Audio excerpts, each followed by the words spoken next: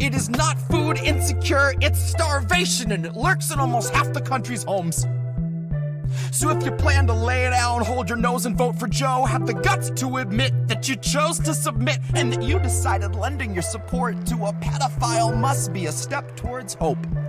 That a vote for a man that spent his whole life implementing laws that dehumanized people of color is a vote against fascism. When you know damn well he's just a kinder, dumber face on the same white nationalism.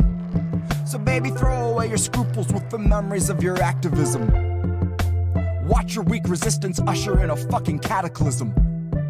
Elect a bigot war pig and say you're gonna push him into pacifism. That's some bootlicker Stockholm hostage liberal masochism.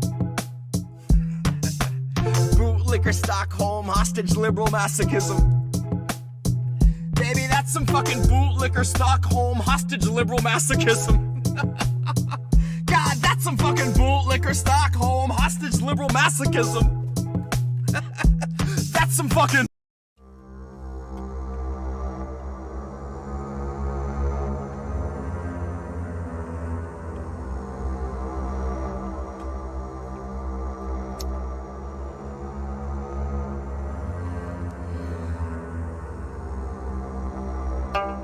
You know, sir, I like you much better with my glasses off.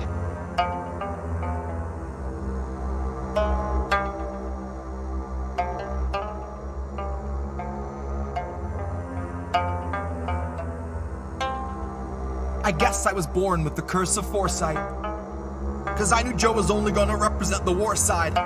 And that said, I just came to fight. You could keep the or flight. Save the surprise and the gasp when the shadow of the fascists have cast is on your doorstep in the glow of your porch light. Save the surprise when the grid goes down and we go underground to lick wounds in the gloom of a torchlight. While up in the sky, a blimp glides by with a sign like New Year's 2022. Brought to you jointly by Pfizer and Coors Light. While the centrists observe from a comfortable courtside, right in the thick of the action behind a partition. We're in a morbid position, a plague of evictions, born a comorbid condition of the cancer of wealth. I fantasize that I cancel myself, hands on your head, throw your best laid plans in the well. There are no more answers, questions go back on the shelf. All Joe's donors, a quick show of hands. How many of you sub to the Lockheed Martin OnlyFans? How many are loyalist patrons for the Raytheon Patreon? Occupy Iraq and send $1 million off into the great beyond. Cool yourself with the safety on. True to yourself in as much as you dutifully spew out a mucus of QAnon. You can't convince me the Capitol wasn't surrendered with every intention of digging us deeper down into the treacherous webbing of censorship, ebbing your speech and dissension so you can't hold Biden accountable. Not in his mentions and not in the streets. Know to the end that Joe will defend the elite. Joe won't embarrass McConnell, but Joe's not embarrassed if all of your children are hungry and weak. Too hungry to speak. Too hungry to stay and they just lie at his feet. Joe is fresh out of empathy, fresh out of policy, but he'd love to know, what was your favorite ice cream flavor to eat? Back when you used to eat. I guess the road isn't rocky for people who thought we were free. They'll believe what they read and Joe's here to lull them to sleep. Counting us down by the dozens, the culling of gullible sheep, led to the slaughter by media tyrants and government thieves. These are the leeches that stubbornly suck where there's nothing to bleed. These are the tumors that force us to crawl on our knees. This is the home of the brave. This is the land of the free. One was foreclosed in 08. One was condemned in 16. This is the home of the brave. This is the land of the free. One was foreclosed in 08. One was condemned in 16. This is the home of the brave. This is the land of the free. One was foreclosed in 08. One was condemned in 16. This is the home of the brave. This is the land of the free. One was foreclosed in 08. One was condemned in 16. This is the home of the brave. This is the land of the free. One was foreclosed in 08.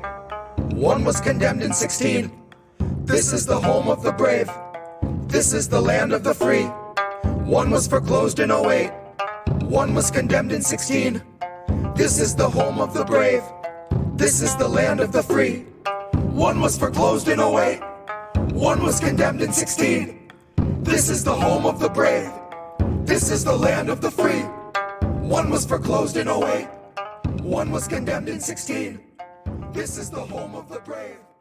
This is the land of the free.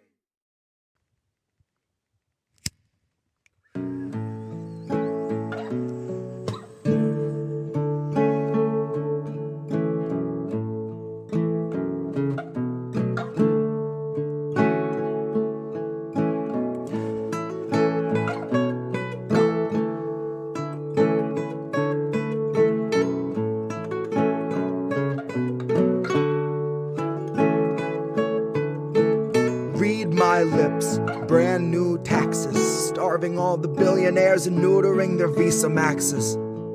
Topple Congress off their axis, mobilize the homeless, give them axes, call it praxis. Chop a couple limbs off the legislative branches. We'll show you the difference between air as a human right and guaranteed oxygen access. Octogenarians who barely know what day it is are culling countless citizens while sitting on a dais made of ignorance that was built on the graves of the slaves made to labor for its self-declared significance.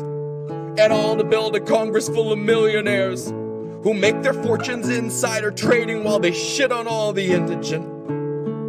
So I got a bone to pick with our leaders, and I'll start with the ligaments. Pick right through the muscle, dig the marrow out, and serve it to the unhoused millions living in their minivans or watching their belongings get evicted from their tenement. I have a dream where we breach the walls of Congress and just let them in. And what happens next will survive in only text, cause there won't be any evidence. There will only be that heavy kind of feeling that pervades a space where there has been a reckoning and you can feel its remnants. Let any man who enters seeking power know that those who came before him suffocated on their eminence. That there once was a seal on the wall, but we quartered it and scattered all the pieces that it might prevent its semblance. And so we end the great experiment. We'll take all your billions, leave you 2 coins for the ferryman. Leave you drifting on a Dutchman floating derelict among the wretched seraphim. For holy is the hand that wiped the land clean of those who pose as gentlemen. That's my time, honey. Cue the thunderclap and strike the theremin. And so we end the great experiment. Give you 2 coins for the ferryman.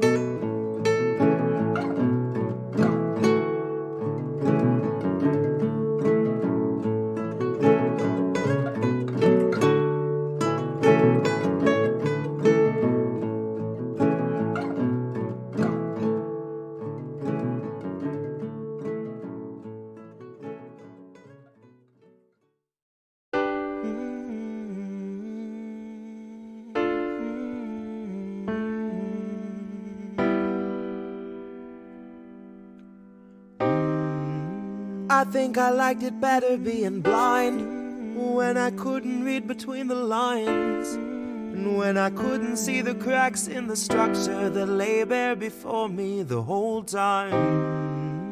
I think I liked it better back when I suspended disbelief and swallowed pride.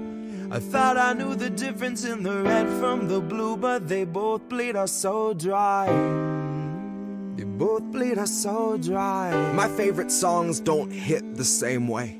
I get to the end of a 4-minute track and I'm only looking back thinking, what did they actually say? So I try to sit down with my wife and watch TV, but I just see propaganda elevating the police in the simplest of sitcom banter, and tiny little altars full of offerings to corporate masters in every well-planned wide pan shot of the name brand stocking up the pantry. Pull back one long tracking shot out to the garage to the logo on the Camry. Nice tight shot of the Camry. Close-up view of the Camry, slow pan up on the Camry, long slow zoom to the unmoving human who's up in the front with the tube pumping fumes to him straight from the back of the Camry. Ashamed he just could not provide for himself, let alone for his family. It's a blue pill mindset that spent 2020 making dance beats.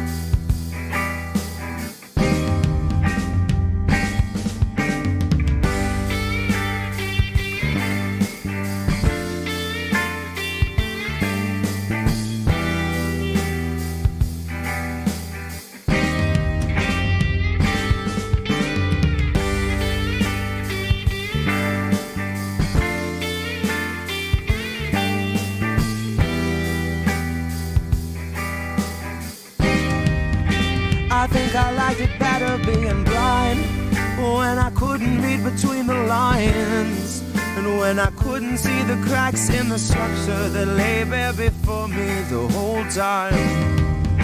I think I liked it better back when I suspended disbelief and swallowed pride, and thought I knew the difference in the red from the blue, but they both bleed us so dry.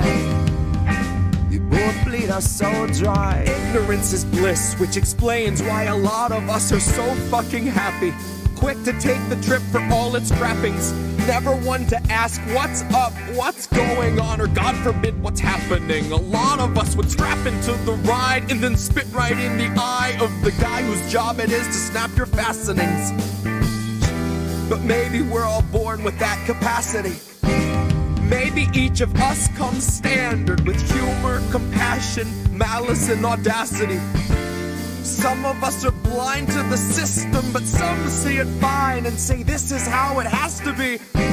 Some of us can stare wide-eyed at a nationwide human catastrophe and only offer platitudes and recipes. And I wish that I could tell myself that nothing's worth obsessing past my everyday necessities. I wish that I could cry fake news over anything that threatened me, tune out our abuses and consume a little levity.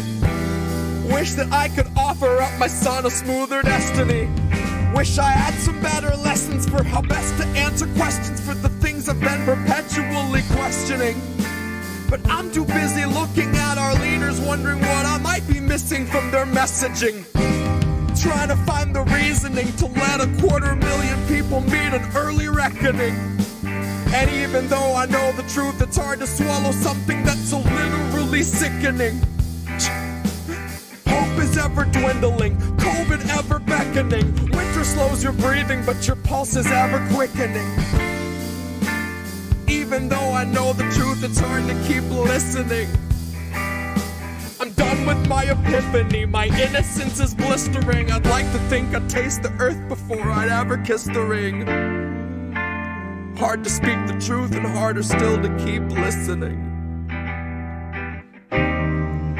Sometimes I think I miss being blind, when I couldn't read between the lines, and when I couldn't see the cracks in the structure that lay bare before me the whole time. I think I liked it better back when I suspended disbelief and swallowed pride. Thought I knew the difference in the red from the blue, but they both bleed us so dry. Both bleed us so dry.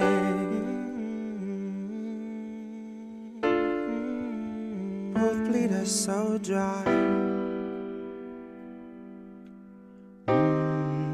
They both bleed us so dry.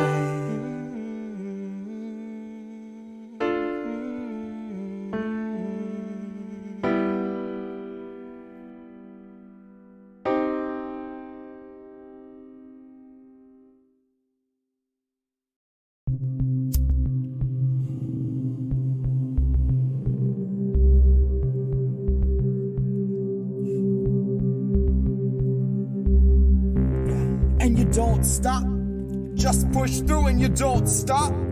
Broken and bruised, you don't stop. Coughing up fluid, you don't stop. Alright, fresh from the mines that brought you King Midas. Sign of the times, call me Homo detritus. Karma's a beast and its fleas make a plague look childish.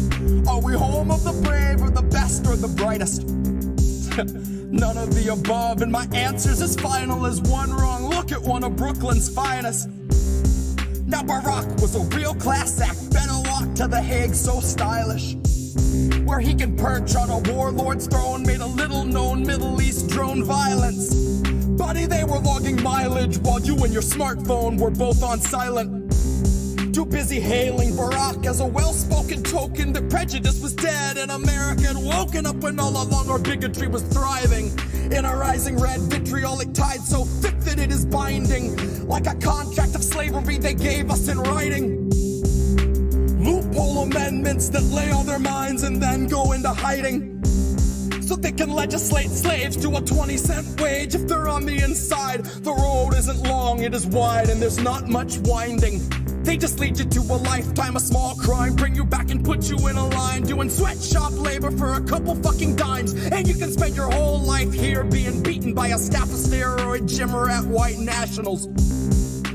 Do it all for Nike, buddy, do it for the Capitol, do it for the guards so they'll treat you like an animal. Do it when you're sick or you're sore, cause you have to. Do it so the prison shareholders can roll in their dough and remodel their bathrooms with walk-in showers that might be a little bit bigger than the cell where you spend 20 hours of your 24, maybe more. They don't count it anymore. They just need you well enough to move a product out the door. They just got a marble countertop and all new tile floors, heated fucking seats on a bidet that you help them afford. But they won't lift a finger if your warden goes overboard, makes your common area an unspoken COVID ward, lets you intermingle like he hadn't really done before. Now there's a lot of pits dug up in the yard, all numbered, and he still won't tell you what the number's for. But it's gotta be a warning, and probably the kind that you might need thunder for. When the realization strikes they've been grouping you tight and restricting your time outside, it won't take a genius to link it to all of the coughing that's keeping you up every night. So if you can't abide slaves, I'll state the case plain. A prisoner shares the same rights, and your tax dollars are lining the pockets of those who ensure that the luxuries of medicine and showers are consistently denied. And you can spend 8 years if you're black cause you burned up a trash can, but you won't see any time if you rape when you're young and you're white.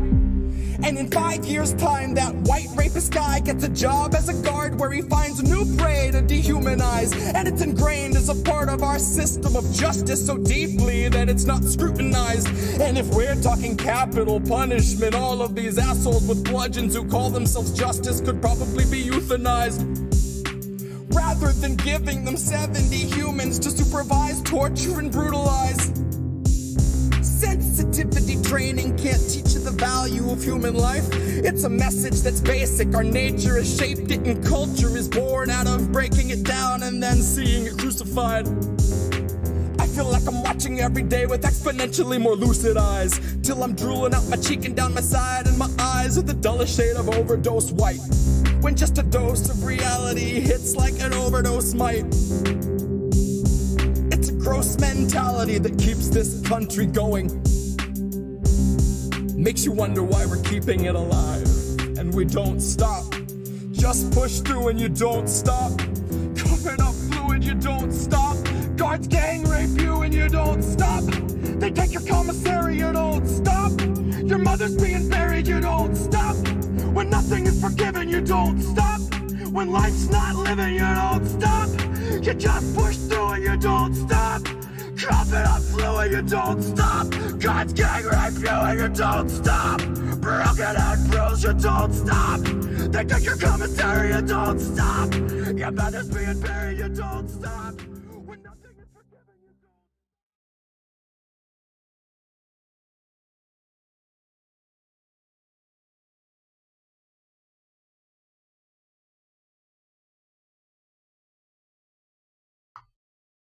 Should be live now. Are live. Welcome to INN Roundtable January. Martin Luther King Day. We've got some of our members here, about half now. We got some that are going to be joining us. I'm Indy. Hi, everybody. What's up? This is so we've That was got me. oh, me. Reef's got the tweet alert going on. And Reef also has Twidget up on his screen. What's up with that? I see it over your head. Yep. Jesse Jet is you guys awesome. can I see agree it. with you. Thank you. If we get chats and whatnot. So just wanted to call a stream for, it's been a while since we had one. Thought we get everybody together. We've had a couple of new members join the network since the last time we had a co-stream. So we wanted to welcome some of them in. We also we ran a student debt summit, right? The student debt boycott marathon was really successful. Had a lot of people attended. That was really, really powerful. And just wanted to again welcome everybody in. So we've got Uncle Warren from Extra Booyah hanging out over here. He does the Thursday night show on the network. And on his channel, definitely sign up and subscribe to Extra Booyah. What's happening over at Uncle Warren's world? Well, we had a kind of a ladies' night last week. Appreciation for women in independent media, and Miss Noli was part of the fun. Thank you for that, dear. That was an awesome time. Had Jimmy from KRTD and Bess, our sister from Millennial Splaining. It was awesome time. We had a great time, and I want to do more of those this year too. So, and hopefully get a new show coming up, maybe a morning show, like a little 30-minute deal. Still in the works. TBD, as they say in the TV guide. And I believe you had a Matrix bar to start that women's stream. Is that correct? Nice. I remember you were some kind of goofy during that stream. That was hilarious. No, look, I just took the gas cap off the 3-wheeler, took a couple sniffs. That's what we do. They done made 3-wheelers illegal over here. You can't have those no more. God. Oh boy. I'm kidding. It was rubbing alcohol. I don't either, so. Nice. Reef's been busy. Reef's had Reefer After Dark. We've been doing How Do We Miss That? We've been working on a bunch of stuff. Had Bess on last week. Did all that fun stuff. Been having a bunch of cool people. We're hopefully getting clips done and ready to be put up. That should happen soon. So look out for those. That. Yep. I still have to figure out who I'm gonna have on this week, but plenty of options. So we'll have that, stay tuned to Twitters and stuff to see who that's going to be.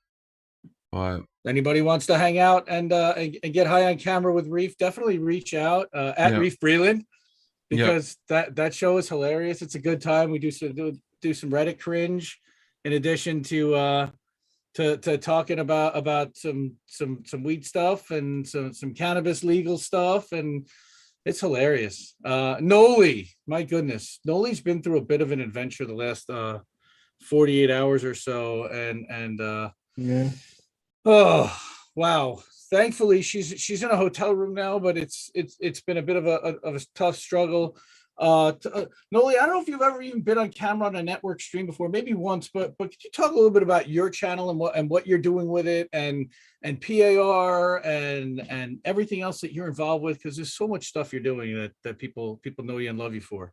I am a busy person. So with my channel, it's a fuck all channel, really. It's a place for the activists to come and vent, and a place for me to vent, because I get quite frustrated. I kind of run a backup for a lot of people as far as the A1 community goes and cop watching goes. But my main focus is ending police violence, and I work with PAR on a weekly segment over there called Police Accountability Report. It's on the Real News Network. Mm-hmm. And I do a lot of the research. We're in the middle of doing a documentary about Eric Brandt, and he is an amazing man. First Amendment auditor. I can't really say First Amendment auditor, but he's down with the First Amendment and he uses it to the letter. And he went to prison. He's serving 12 years for hopes and wishes, thoughts and prayers. And so I'm really big about supporting him and finding a way to bring him home. But my channel, I basically share a lot of information about FOIA, how to FOIA information from your government or from any government contractor. Like say your garbage man, they're contracted through your city. That means that you have a right to see their records, because it's not just your government, it's any government contractor as well, and people don't realize that. And that's how you're going to get your dash cams and your body cam footage and anything that that's in like a police record. As long as it's a closed case, you have access to it. And so I spend a lot of time doing that and trying to just find ways to make things better. So we're all Question, doing. how long is that stuff kept on file? Well, it depends on your state. So in Washington, it is kept on file in Washington for 5 years, but then it's going to go to federal. So you have, what is it? The Office of Public Information, I believe is what it's called. But it's the Federal Office of Public Information. Anything that gets archived from a city or a state that they no longer have access to, or they have access to, but it takes them a while to get it, goes to Washington, D.C. So it never really actually goes away. You can still get it. It just takes longer and there's more red tape. What, videos though? Doesn't that they run out of space? You would think so, right? But they A lot have of footage. They have plenty of space for it. They really do. All right. Hello. Tara. Hey, All right, Tara's joining. Hey, Tara, welcome. Oh, she's getting her earphones in. Hey, here I am. Hi, can you hear me? yes, We can ma'am. hear Yeah. you. Hi, welcome. Thank Happy you. Monday. Happy January. Happy to all of you guys, I think. What are we having? Do you say Happy Martin Luther King Day or Merry Martin Luther King Day? Like, happy? like Well, Happy if we're Government honoring- Assassination, like all those fun things. But Right? anyway, What a Are we mess. allowed to say Happy Martin Luther King Day again? I think so, right? Until CNN wages a war on Martin Luther King Day, I think we're good. So Did Biden want to change it? yeah. I mean, we know they can't put it on All these Starbucks woke cups. people saying MLK. That's the woke thing Right. to say MLK instead of Martin might Luther wanna- King. Based on today, he might want to call it George Floyd Day. Oh my God. Oh God. Oh. Mega cringe. Oh my God. That's what I So- was talking so about, yeah. brutal. Now, Carl jumped in a couple times. I wanted to introduce Carl, Debate Me channel, one of our newest additions to the network. Welcome to the network. Woohoo! Carl is a nonpartisan YouTube upload an analyst. He looks at both sides, Fox, MSNBC, CNN, a lot of mainstream stuff, and now starting to dip more into the independent world, which we're helping to bring him into, like watching, that's not really left, and that's corporate left, but that's not really left. So, and I know that's what most people are looking at, but we got to start to change that conversation, and that's what we're doing with Debate Me. So we want to. He also. I know, and I'm going to let him talk about this in a minute, and I'm going to jump the gun, but this is why we chose him to be part of the network. He has debates on, conversations or roundtables on his channel where you'll have a conservative Republican and a mainstream corporate Democrat and a lefty. And I know that he's looking to foster environments like that, to have those kinds of cross-partisan discussions, which I think is fantastic. So, Carl, just give everybody a little bit of an introduction to your channel. Tell them where they can find you on Twitter and everywhere else. And again, welcome to the network. Sure, thank you. So basically, like you said, it's a nonpartisan channel, and the basic goal is to pull people out of their echo chambers, because I started to realize that people are all sort of in these bubbles based on your ideology. So people who are on the right, they live in a completely different universe. Like what they're seeing is completely different than what other people are seeing. That's why there's these huge gaps. You'll talk to them and they won't get certain things because they're just not seeing it. It's being suppressed by the media they consume. But then the left-wing media, like they'll point these things out, but they do the same thing as well because they're suppressing certain details. So when a right-winger talks to a left-winger about certain things, they're like, how do you not know this? Oh, you don't even know that yet? Because the media they're consuming suppresses certain things and over highlights other things. Like my next video right now is going to be about this January 6th stuff because I'm getting really annoyed with the denial.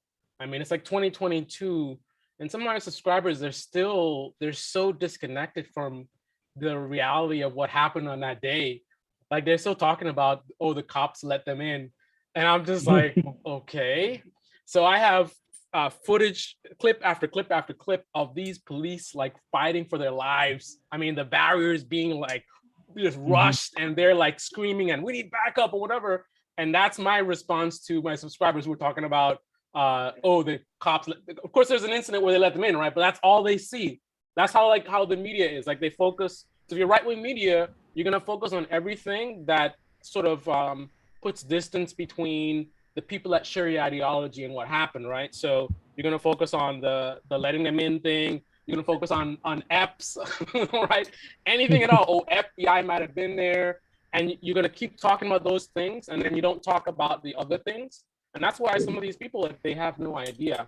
But the bottom line is, I wanted to pull people out of the echo chambers and sort of get us into a shared reality that's fact-based. So that's pretty much the goal. And as far as like doing panels, I am looking to do another bipartisan panel. The last time I didn't get enough people from the left, so you guys are all welcome. If you are open to speaking to people that don't share your ideology and being able to have the patience to understand that, again, they don't know the things you know. They're in a bit of a bubble, as we all are to some degree. Yeah. So you gotta have patience and just respect them as these are Americans, right? They want to live the American dream. They just unfortunately don't have the same information that you have, but it's vice versa. They'll tell you some stuff that you don't know about. So anybody that's interested, let me know. I'm trying to schedule it within the next week or so. So we'll have, I don't know, 3 or 4 conservatives and then 3 or 4 people on the left, and probably pick some topics. So some issues that you have with right wingers in terms of how they see the world or whatever. And then they'll have some issues as well. And then have a conversation, you know what I mean? Rather than yelling at each other, like let's talk and see where our differences are. Yeah, again, and yeah, there definitely are 2 separate conversations going on. And there is footage, of the. I mean, I was live streaming that day. I was watching, early on, that where they had the groups contained, and they did let the certain groups go past after a certain time, and again, then afterwards, the guys were definitely overrun, and they were looking for help, and you had the 2 guys that are standing there trying. I mean, yes, there are 2 different conversations going on about this. Yeah, can't wait to have to be involved with that discussion. I know Noli's already raising her hand to join. I know that we only have Tara for a limited amount of time, so I did want to bring her on. Oh, right. Tara has been doing some podcasts for RT, which is the Politics of Survival, and she's done some really incredible interviews. Oliver Stone, right? Was it Oliver Stone that you did one with? No, Igor Lapottanek. Oh, it was Igor, right. Yeah, his director, and who works with Oliver Stone. Yeah, and I'd love to have Oliver Stone on, so hopefully that will manifest. But yeah, and then I've had some Maria Butina was great. She and some people don't even know her. It's so interesting how quickly that left the news cycle. They put this girl in prison. Accused her of espionage. She was put in solitary for 4.5 months, like really hardcore solitary. She had all kinds of things happen to her, and she was a Russian national. And then, eventually she made it back to Russia, but she just wanted peace and friendship. And like, if you talk to her, she's just kind of bewildered. But she was a pro-gun person in Russia, which is not, they have stricter gun laws than we do. Yeah. And she came over to the US. And so, I don't agree with some of her ideology. Like she's, pro guns, and she was kind of supportive of Donald Trump in that crowd, and that wasn't my scene. But what fascinated me was how she was just villainized. The men around her had no consequences for what they were doing. And she was put in federal prison and in solitary, and just the conditions of the prison. And it's the same one that Julian Assange will probably go to. That's why I did the interview. So it was really fascinating. Of course, it got completely suppressed. So I don't know who saw it. Yeah, we're sharing it all we can. Again, that's one of the goals of the network, and one of the things that we all do for each other is to help amplify each other's content, to share each other's content, to bring that content, which is really important messaging to each other's audiences, fan bases, friends, family, and everyone. And look at this, we've got Chris Legion, one of the other new members of INN. Welcome. What's going on? All right, this is so cool. Again, so Tara, getting back to your now, you also wrote some op-eds for RT, is that correct? Yeah, I write every couple of weeks an op-ed of my choosing, and they publish it or they don't. They mostly publish everything. So that's been awesome to have that platform.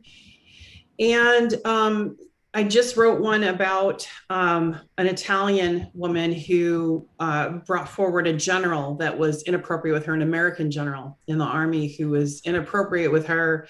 And I talked about sexual misconduct in a different way, because in this case, she even said she didn't think he deserved to be stripped of his star and, let go so pointedly by the Army.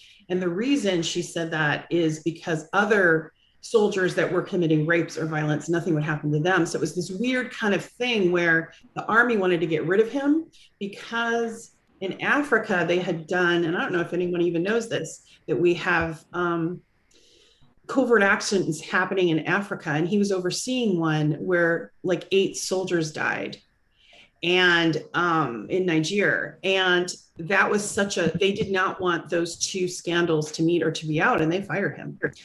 So it was kind of interesting. So talking to her was interesting, and how, sexual misconduct can be weaponized and how they cherry pick people, cases, and just kind of weird things like that. So, and then back to Igor Lapottanek, who works with Oliver Stone. That was really timely because it was literally a month before what just happened in Kazakhstan.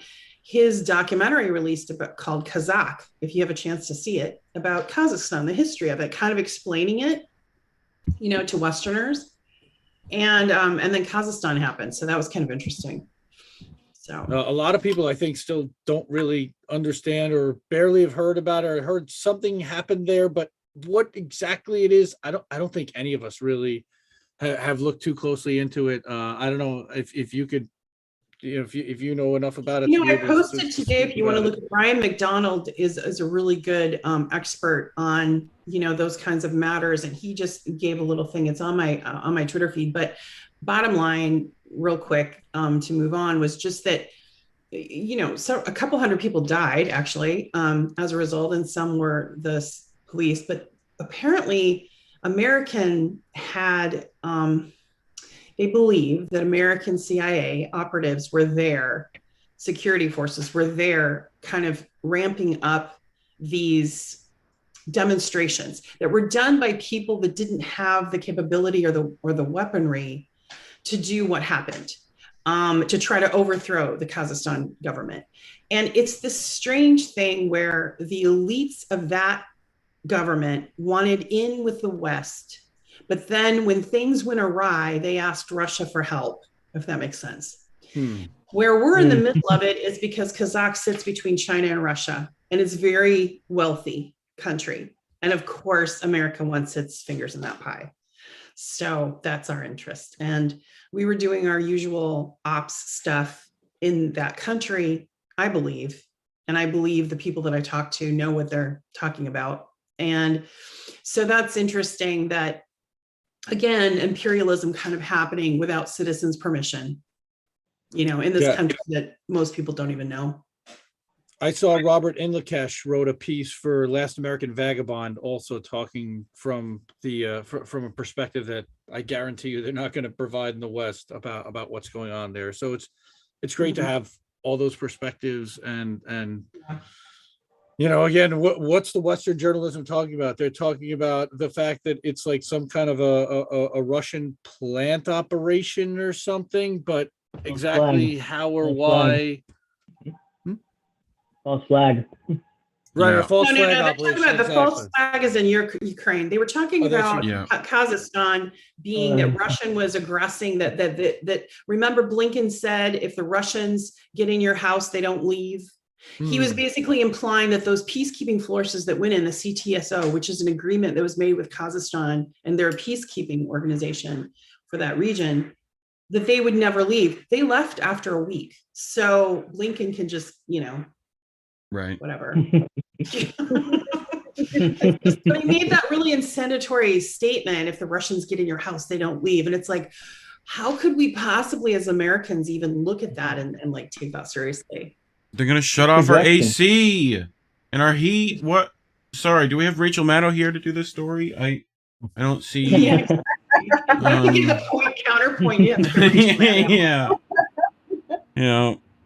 Just don't leave my place because I'm a really good cook, and they just eat and eat. I just can't keep them full. Those little rascals. They're just. They hide inside the walls. I was joking with a friend. I was like, well, if the Russians came to my house, they could stay as long as they want. So whatever. I don't know. It's just the xenophobia shit that we're going through. And, they're just, it's what I said in 2020, this Biden administration will take us into war. They are taking us into war, and they're doing it right now as we speak. And I hope people wake up and speak up because it's coming. Well, They're saber rattling against Russia. They're saber rattling against China. They're saber rattling in the manufacturing Middle East. consent as much as possible. A lot of these. Yeah, a lot of these guys are like old timers from the 80s Cold War mentality. Yeah. They're still there, and they believe all this stuff that we've heard a long time ago. It was constantly, man, like if you watched Rambo movies and all this stuff in Hollywood, like all the anti-Russian stuff, they come from that generation. And these are the people like Pelosi, they're all hanging on. They're all trying to stay as long as they can. As people, right, as attitudes keep changing towards Russia, they're just trying to grab reach as much as they can to keep that era going. I remember it was Obama who said, like, when I think was he talking to Romney during that debate where he's like the 80s called, they want their foreign policy back. Yeah, pretty much. Yeah. I think that was Obama. And then what happened? Yeah, it was. Pushed troops towards the Ukrainian, Ukrainian border. Yeah. And I know me and Indy covered what was that story? I think it was from ProPublica, was it? Or the 6 reasons why. Well, that was from popular resistance from antiwar.com, talking about 6 things that the corporate media won't tell you about what's happening in Ukraine. Yeah. And how there was a NATO agreement going back to the 1990s when East Germany, when they broke the wall, basically that Russia would allow East Germany to be absorbed as part of Germany and they would become part of NATO, but that NATO would not expand further eastward. And it's pretty well documented, and that's what this article shows, is that it, especially now from all the cable leaks and everything that you're seeing, that it was reassured by every other Western nation that this was the guarantee, and then Ukraine, Crimea pushing westward. Mm-hmm. Yeah, it's one thing that we do. I mean, we renege on everything. So we're at the point where no country believes us anymore. They don't want to make any deals. We renege on every single thing. What? Yeah, it's interesting because we just passed it flew through that $787 billion for defense. They have to justify it, so they have to drum up a war with someone. But like all of it is a distraction from because the Democrats don't want you to look during the midterms coming, right, at the fact that they've done nothing. Like nothing. Wag the dog. Yeah, they don't get killed anyways. Right. So let's distract with foreign policy because we forgot to give everybody medical care during a pandemic. Right. I think we're seeing a good example of why, from what I've seen, the left is irrelevant in this country, right? Because it's very irrelevant. As bad as things are now, like as bad as the Democrats are now, And what's the left doing? Nothing. Where's the major strikes and riots, and not riots, but major like pushback? Like if things can get this bad and the left like no pulse, why would the Democrats ever take them seriously? Like you can take all this and just sit it out. Meanwhile, what's the right doing? They're fighting about masks. They're going to school board meetings. They're out there doing stuff. The left is doing nothing. The most fighting I see the left doing is with each other. It's like, the very good point. Left and whatever. Really right on. That's very good. It's like if I were a politician right now in the Democratic Party, I would not listen to anyone on the left right now. There'd be no need. I would not take the left seriously. Like I'm you and AOC. Yeah. Well, and who's that original quoter, Andy? I'm going to Florida. The one fair, the left has never been taken seriously. I mean, that's been like that for the last 40. What's the clip that Jimmy pulls up all the time? The politician is just like, I never had to go get a vote from a Democrat. You don't have to go do that. That's the famous Lawrence O'Donnell quote. While he was in the party, he never had to listen to his left because they have nowhere to go. So that's an old and tired argument. But look, what we are doing on the left is we are fighting to say no more corporate Democrat Party. We are out. We're done. You guys are all corrupt. You guys are all garbage. If nobody wants to listen to us, fine, but you're not getting our votes anymore. And we're going to scream it from the rooftops, and we're going to call it out every time we see that corruption. Don't like it? Too bad. Stop being corrupt. But this is what we're doing on a daily basis. Their media arm and their entire media establishment structure is designed to suppress us and keep us out. We're working on different and new platforms that are not controlled by those gatekeepers, but that takes time to build. Okay, but I wouldn't say that we're irrelevant. What I would say is that we are being suppressed out of the point where we're being listened to at all. And then when they do, they put it on with a dismissive type of tone, like, oh, listen to these crazy people. But if you actually listen to what we have to say, it aligns with what most of the country actually wants. And they actually are popular policies. Indeed, did you post that, or somebody just posted that about an hour ago? It's a quote from NBC of the Democratic strategist, and I'm blanking on his name. But he said he said that the reason Biden's doing badly is he has bad followers. Oh, of course. Literally literally voter blaming. Like that's literal. No. Well, that's the Democrats' MO is shaming their base, the left, and essentially to put them in submission to vote for them.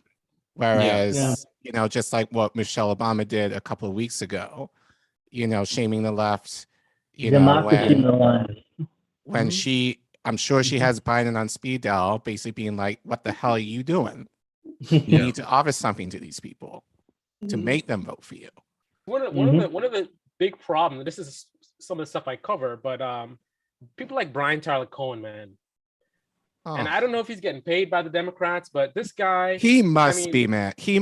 As bad as things get, like he will spin it to make it look like it's a win. Like, oh, Biden made a great speech. Look at this one. He did a video. Biden finally made this great. Like, what? It's not just him. It's not just him, though. It's like he's one of the best for that. It's not just him. It's other people, and I'm not going to say their names. We know who they are, but other people on the left who consider themselves left are doing the same thing. Who are a lot bigger than Brian Tyler Cohen is. They'll try whatever they can to spin it. To make it seem like, oh, Biden's not so bad, or Biden's actually doing a lot, but it's just like, they give every excuse under the book. So it's even, and I think that's kind of part of the issue that I think Innie is saying, is that there are people on the left that unfortunately the majority of people who I think don't know as much as we know, who listen to those guys who give the veneer of progressiveness, but actually, part of the establishment, Yeah, so somebody like and I'll name a name, David Pakman. Oh, right. Okay. your buddy, who I know that you've named quite often. Okay. Trump rallies. Mr. Trump rallies. That was Mr. Trump rallies. So it was only him, America First News or whatever, and Newsmax. The only three people that covered the Trump rally. Like, you're in that company? Like, really? those same groups of people, and it's a lane. like those same groups of people end up like when we do like have direct action and we get out in the streets and march and stuff, it's dismissed, or it's ad hominem attacks against who's there, or it's and then afterwards they critique it. Right. And then it's Justice Democrats does their damage and they infiltrate. Right. I mean, it's constant. I think it was, when Jimmy had on today a speech from Martin Luther that like talked about, it's the silence of these people that is the real deafening thing that like the more, all they have to do is hold their cards for a while, just play the clock, like the more we don't act, the more they get, to fill their coffers. So it's frustrating in that regard. Do you feel like there's something coming? Like, I just have this feeling like there's something coming in the next month or two that's not good. Yeah. So and I feel that way every day. Yes. Like we're wondering why it hasn't happened yet, right? Like that's what we're, that's what I'm wondering. I think closer to the elections, you'll know. I love Ron Placone's quote, which was so I guess America just kind of gave up. Yeah, like it's and that's kind of what it feels like, and everybody just kind of gave up. They've accepted their trauma and are just living with it now. Like, and it's not even that. I mean, but look at the messaging around schools. Are they open? Are they not open? Are we virtual? Are we not? Like, nobody knows what's happening. Nobody's really trustworthy. Everything massively, the money, not the science or the massively politicized. I mean, you We're guys not allowed to talk about it. We're not allowed to even discuss. Meanwhile, did you guys know that they announced today that a Pfizer board member is now in charge of the AP and Reuters? Yeah, because they weren't already brought to you by Pfizer and Moderna, like. Right. They already sponsor every news program. They already, I mean, the guy who's chairing, what is it? The FDA used to be a Pfizer, a lobbyist for the pharmaceutical industry. Mm-hmm. Yeah. I mean, it's. You guys remember? Like Chelsea Clinton sits on the board for Daily Beast. Yep. That's Jennifer, Palmieri, who was with Panetta and the CIA and all that, is on the Atlantic. And it's like it's either intelligence community or it's just really sharply partisan corporate whatever. Yeah. I have a question for anyone on here, but do you think that there will ever be a time when the excuses run out, when there's just no other excuse they can come up with, there's no answers, no solutions, when they're just making things up, or they're just going to keep pushing the goalpost down? No. They'll come up with a new excuse. It will never stop until the people. It'll never stop. It'll never stop. I don't care how bad things get, they'll keep going. No, they're going to say vote harder. Well, yeah, we're coming up to midterms, right? Yeah, like it's Republicans are going to take over, and then we get to blame them for 3.5 years about obfuscating and stuff because the Democrats lost their seats, and half of them are retiring. No, like half of them are choosing to give up their seats. Retiring. So 24 House Democrats are either retiring or are seeking other office. Rats elsewhere. Leaving a ship. That's what that is. See the numbers. This is what happened to the Republicans in 2019. That should be the name of an article, Indy. It should be the name of the whole party. In honesty, and who's going to be the band still playing? Yeah, right. So if you could put that on your an episode that rats. It's just. You see it all the time, right? Like, they're running and battening down the hatches and hoping they weather the storm, right? Like that's. Well, it's like the bourgeois, that it's like the middle class. Like someone was saying earlier about how there's not really any left action, and what it is pretty soon it's going to be where people just can't function. Yeah. Their life at all, and then that's when you'll see. I think the thing that was valuable goes away. I think the thing that's valuable about this Biden presidency is we really, for those paying attention, we really get to see that there is no end. Like there's no reckoning or anything. Because I knew Biden was going to be bad, but some part of me figured, things were bad enough with the economy and everything that they would like change their ways a little bit. I mean, at least try. But now this is a lesson that we know. Like it doesn't matter how bad things get. like we're always going to get crumbs. That's bottom line. Like it's never going to change. The only thing that's going to change it is us. We have to force them to change. They're never going to look and say, wow, things are so bad. You know, we really got to deliver for our voters. No, that is not something that's going to happen. No. Nope. Yeah, right. No. I mean, it's class. Like they're running it off the cliff just as fast as they can go. You know, me and Nidhi were talking about it, but just about every decision they've made has been, to whichever side you feel like they're making that decision, has been the wrong way to do it on just about everything. Like, you know, we were talking about mandates and how long before it's you need a vaccine passport to vote, right? Something that Democrats would normally complain about voter IDs to vote, right? You know, but like, you know, you're going into a public space, like, you know, like that's, I bet you that's coming. Yeah, that's a great Washington, point. DC Great just point. made mandates for basically to enter public spaces for 12 to 18-year-olds. Yeah. Right. Okay. Yeah. So Yeah, we reported on that last night on the show. So yeah, I mean, there's a lot going on there. Noli switched cameras or switch computers. That's still Noli. How are you? Hi, Noli. We are live on Twitch. We are live on Odyssey. Wanted to let everybody know we're live on Twitter and a bunch of different platforms. So everybody like, share, subscribe to the stream, subscribe to all these amazing creators and their channels. We amplify all of them in independentleft.news. We've got a Debate Me channel video from today. We've been having Chris Legion's videos and his takes, as well as Angel Rivera. You see Angel over there. Chris actually went a little viral yesterday. What was it that Chris put out? Pretty tough. Yeah. Actually, I went viral today too, which kind of was crazy, but yeah. What happened? Tell us. Well, I did. You know, I've been researching like intelligence for a long time and how they infiltrate the left and movements in general. So right. I did a little bit of research, and I decided to do a meme. I'm like, I put a bunch of bread tubers up. I saw that the interview with Sabby she did with I always say his name wrong, so it's Caleb Malpin. I hope I get the name right, but she did an interview and it was really great. Yeah. So it was a really great interview. So I butchered his name, but it was a great interview, and I was sort of like, he said a lot of things that I actually researched before about how these things happen. So I did a little meme. I put all the bread tubers up, and the next thing you know, it usually those memes that you get, they wait a little while. I guess they have to gather up. The trolls have to gather up to coordinate and get you at the same time. But they did. Like a few hours later, they jumped on.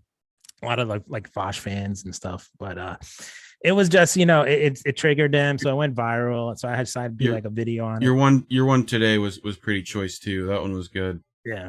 I put it up, and so, I put a bunch of information up there, and basically they do the whole thing where they go, hey, you're accusing us of being CIA. Everybody's CIA. Imagine how well those tweets would do without being suppressed all the time. That would be fantastic. Speaking of suppression, let's see if I can do this. If I right click, and if everyone wants to right click me and pin, right now I get the big screen, and if I do go down to this bottom display, something me and Indy have been working on that should be going live soon, right? Alrighty. Is the public Discord for INN. Which is not populated yet, right? But this section right here is the Twitter feed, which has literally everyone's Twitter feed in here, updated all the time, right? Automatically from here's Collins, right? Here's Chris's right here, right? Including replies and retweets, by the way. Including replies and retweets. So everything's going through. We have it gave notifications for the network stream just now, right? And for all our tweets at the actual network and stuff like that. So we'll be sending this link out at some point very soon for people to actually join. And it'll start getting everyone's video content and YouTube content set up in here for people to automatically get notified for on places that, normally don't notify you of our stuff. So hopefully things go well there with that, and we'll start seeing this get populated with a bunch of people. So, Right. But I have a YouTube channel, but I don't know if I was going to ask you. Yeah. I want to like this talk like we're doing now, this panel, and I want to put it on my YouTube. Yep. You guys can send us the link, and then we can Yep. post. I can post different people's because I'm subscribed to a bunch, but. Yep, and we can send you this MP4 too, just if you want to like upload this whole thing and whatever. But I can work with you on if you want to set up something like this for your stuff to do whenever you want to. So either way, there's a couple of options there. So you know, I'll keep it in mind that you know most people don't like technology like I do. So you know, I will try to make sure that people like whatever we do with you, you can actually do consistently. So. You know, we'll work on that. But anyway, let's see if I go back to unpin, remove pin, and then go to view. I think we all have to remove the pin. Yeah, you just have to go to view top right and then whatever view you were actually using. I was in the top left and it said remove pin. I just wanted to show everyone that Discord and keep an eye out for that. I thought you were going to show Chris's tweet and what it looked like. I probably could do that, but whatever, you know. But I saw you were getting like hundreds of retweets from it, so yeah. And I did another one. All you guys are doing because you and Indy have been doing so much lifting us all. So thank you. Aww. Yes. Thank you. We try. Right now. We got nothing else better to do, so you know. Now, Reef, I think you need to go back to. Did you go back to gallery view? You did. Okay. I think if everyone else wants to go back to gallery view in the top right corner, you can see it. Everybody again, like Brady Bunch. And I love the 9-box Brady Bunch. By the way, that's like my favorite kind of stream is when you've got 9 people like this. This is great. This is family. I mean, again, look at this amazing group of people. Again, everybody doing something different. Everybody bringing different takes. Everybody covering different angles. People from all different parts of the country, people from different generations, and that's what Indie News Network is about bringing these independent voices together, about amplifying them, and about showing that there is a tremendous amount of diversity on the left alone, as well as in the center, nonpartisan, and that this can appeal to a broad range of people because the policies, which is what most of us are actually focused on, which of course, everybody is a big fan of. We all want Medicare for all. I think that every single person in this stream is fighting on a daily basis to try to get health care for every American. Yeah. Okay, to end the authoritarianism. Who's going to pay for it? Yeah. Well, we're going to pay for it. That's right. Exactly. How does every other civilized country in the world manage to pay for it? That's my argument. And why they tax the rich at is the greatest rate story. It is the greatest response. And wait times, because none of us have any wait times at a doctor's office, right? Yeah, especially if we can't afford to go. That's not kind of like I'm frozen. He's frozen. He's just yelling the whole time. I'm frozen. Luckily, we can still hear you. Wait, I don't know if you guys have, go ahead. I don't know if you guys have tried these new medical apps or whatever. Right. Because in terms of like wait times or whatever, I use Eden Health. I know there's other companies, but it's so much better. Like you can get an appointment like same day, next day. Like normally for me, it might be a week away to see a doctor or whatever. But with these apps, it's like it's a whole new business model type of thing. So check it out if you haven't. Yeah. What happened? Hello. Yeah, we hear you. We hear you. At least I hear you. Hey, Uncle Warren. I haven't seen you for a while. Hi, Uncle Warren. I don't know which square am I? Which Brady am I? You're top middle. Hello. Top middle. You're top middle. Hey. What the hell just happened? I'm Greg Brady. And I'm going to tell you that. Who's Try just turning your camera on and off. Who is? I don't even know. I had to look up. Colin's Marsha. Screen's frozen. Computer's frozen. I think he's Jan. I think Colin's Jan. Hold on. I have to. Jan. You're Cindy. No, wait a minute. No, I'm Greg. I'm Carol Brady. You heard about her and Greg Brady, right? Oh, yeah.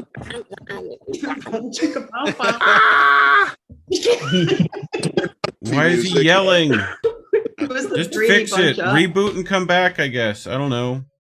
Reboot Yelling at and you. come back. Yelling at you. I don't know. Can you guys can't hear him, I guess, huh? I can. No, I wonder why I can Yeah. hear him and no one else Who are you can. talking Anyway, Indy, who's frozen in the middle. Oh, he's frozen in the middle. But anyway, let me look. So it was Oh, I'm gonna flip my camera. there. No. No. I had to bring this over to this monitor. Here we go. So how about that local sports team? Right? Yeah. So this one, right? So which one Colin, which how one is have you which? been? I haven't seen you in a while. How have you been, Colin? Kind of sort of been taking a mental break. Okay. So I haven't posted anything on my channel.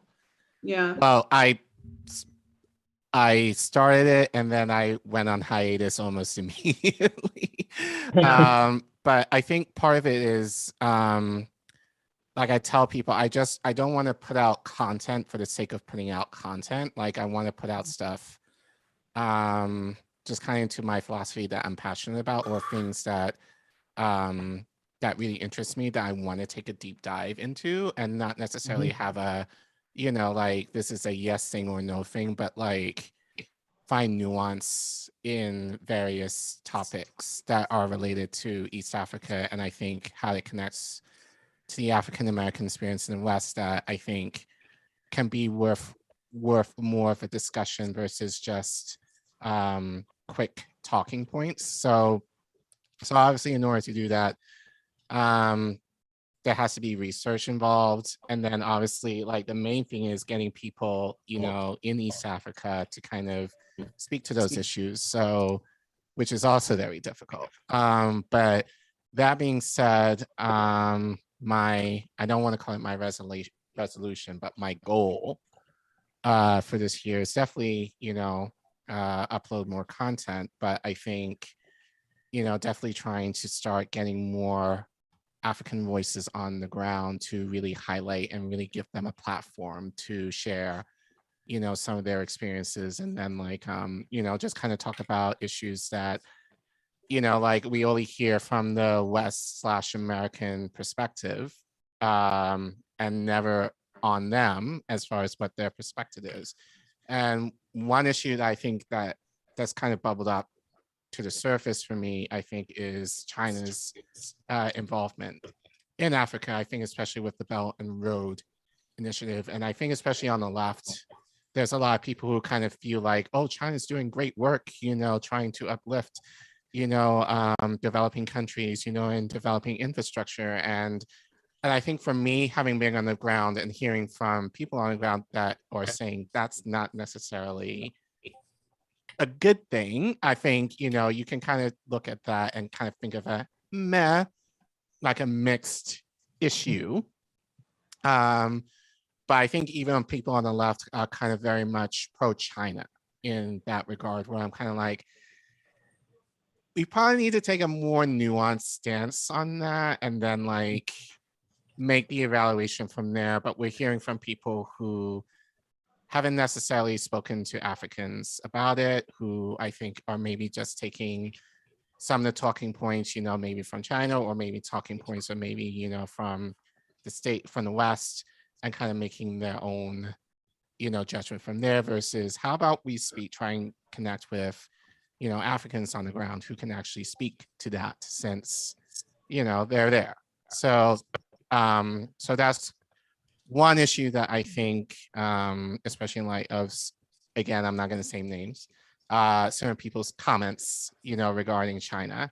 And not to say that I'm not bashing China at all. I just think, just like how we have to take a more nuanced look at politics here, we have to take a same kind of nuance with China as well. Because at the end of the day, it's still imperialism and / capitalism, but just in a different way. So meanwhile, we have the United States government trying to ramp up wars practically everywhere, including China, and whatever. So it's hard to get unbiased content.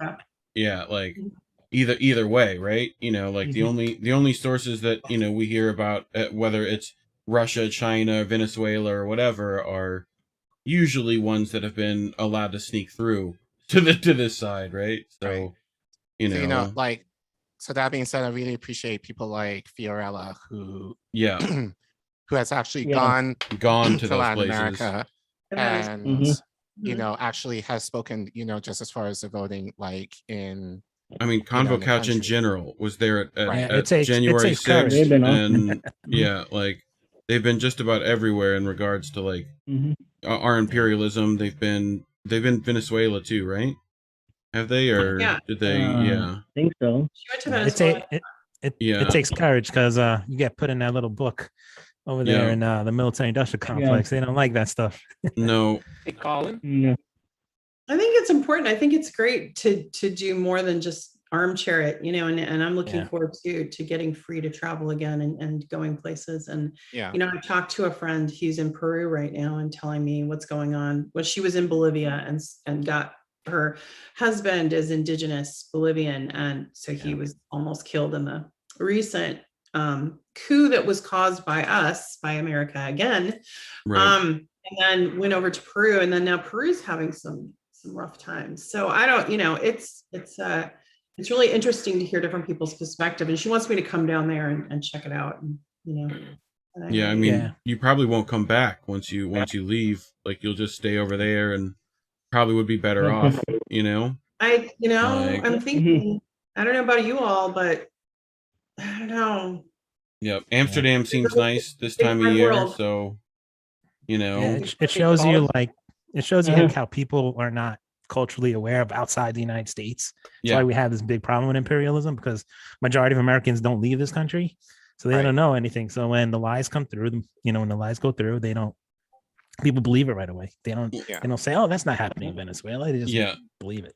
You know? Well, and even when I was seeing that Kazakhstan, I had to like literally show it to some people on a map, and I was just like, okay. All I saw was like the military recently joining the protesters over there for something. That's like all I've seen here recently on that.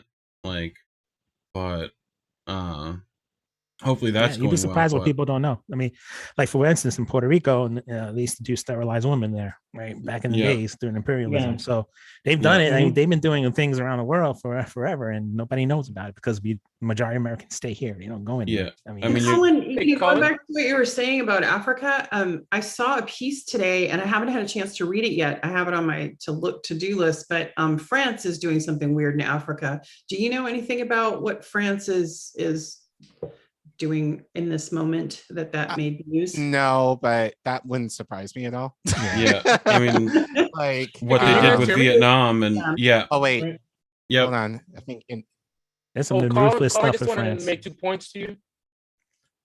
Go ahead, Colin. So I would highly advise against irregular posting. Now, don't post just to post, right? That's a good point, but probably try to figure out a schedule that you can keep up with. So even if it's once a month, if you got to go that drastic, keep it regular so your audience that you're building, they know when to expect you. But when you're like posting and then you stop posting and you come back, like that's a good way to sort of kill your channel. And then another thing is try to do queue up videos. Like that'll help you to balance things out. So if you're gonna do once a month, do 2 videos, right? And then now you have 2 months worth of work. So for 2 months, you can relax, whatever. You don't have the pressure because you have your videos ready for this month and the next month. And keep trying to, every time you have the energy or whatever, you do another video and try to stay ahead to where you never have to do a video because there's always like a couple of videos that are queued up, ready to go. Just some ideas. Angel over I here appreciate does that. It's kind of also, it is hard. You know, I'm a teacher by profession, so this is not, this is just more or less, I wouldn't say a hobby, but it's kind of like a hobby-esque thing for me. So, you know, but you're right. I think definitely like, I would definitely want to post more regularly, but obviously I can't, it's not realistic for me, especially with the kind of content that I will do that at the end of the day, it's usually up to tech, and especially dealing with, if I want to connect with people in Africa where the tech might be a little spotty, then, you know, that can also prove to be an issue too. So I think it's definitely something that's worthwhile pursuing, but that being said, yeah, you're right. I think definitely, I still need to figure out what will work given the content that I want to produce, but then having some quality to it, and then having something on a regular basis where I'm able to grow, you know, my channel. So that's something I'm still trying to work out, but we'll get there. Absolutely. Yeah. And then the other thing is, you know, you did an amazing stream with Joe Nice. It was like a 3-hour stream. And we can always do clips and cuts from that video and help you get those up so that we can break those down as well. Wow. So Angel's been uploading a bunch of videos and getting some heat and some fire takes. And that was a new one today. Angel got called a Trumper today on Twitter, and I thought that was hilarious. Wow. Yeah. And let me pull it up because I don't forget. I already forgot, but this guy, man, he followed every one of us. It seemed like, you know, all of you Assange supporting Trumpers. It was hilarious. Like, wow, buying the narrative. If you look at the Console Pro documents, you can see it on Wikipedia. They specifically lump in people on the left with white supremacists. Oh, here we go. So that's where you get that narrative from. It's unreal. Wait a minute, I got it here. Let me read it. Well, and Jimmy Dore talked to Magnus more than a year ago, and so of course, right? I mean, there's been so much follow up to that since. I mean, wow. It's not a new talking point. Yeah, I'm an arc Trump supporter. I mean, Trump defender, Assange fan, COVID denier, and heartbreaker, love maker. Don't you mess with me. That's right. I'm also Make it a song. We should get Jesse Jett on here so he can make it a song. Oh, we totally should. He would totally kill it. I also got called a what was it? Anti-Semite. Oh. Yeah, that was a little ridiculous, of course. Yeah, it was ridiculous, that one. Yeah, like, Puerto Rican from New Jersey, an anti-Semite. Yeah. Yeah. Jesus Christ. Apparently you don't know where we live, pal. Yeah. Yeah, it's just been so what else is going on? Let's see. Well,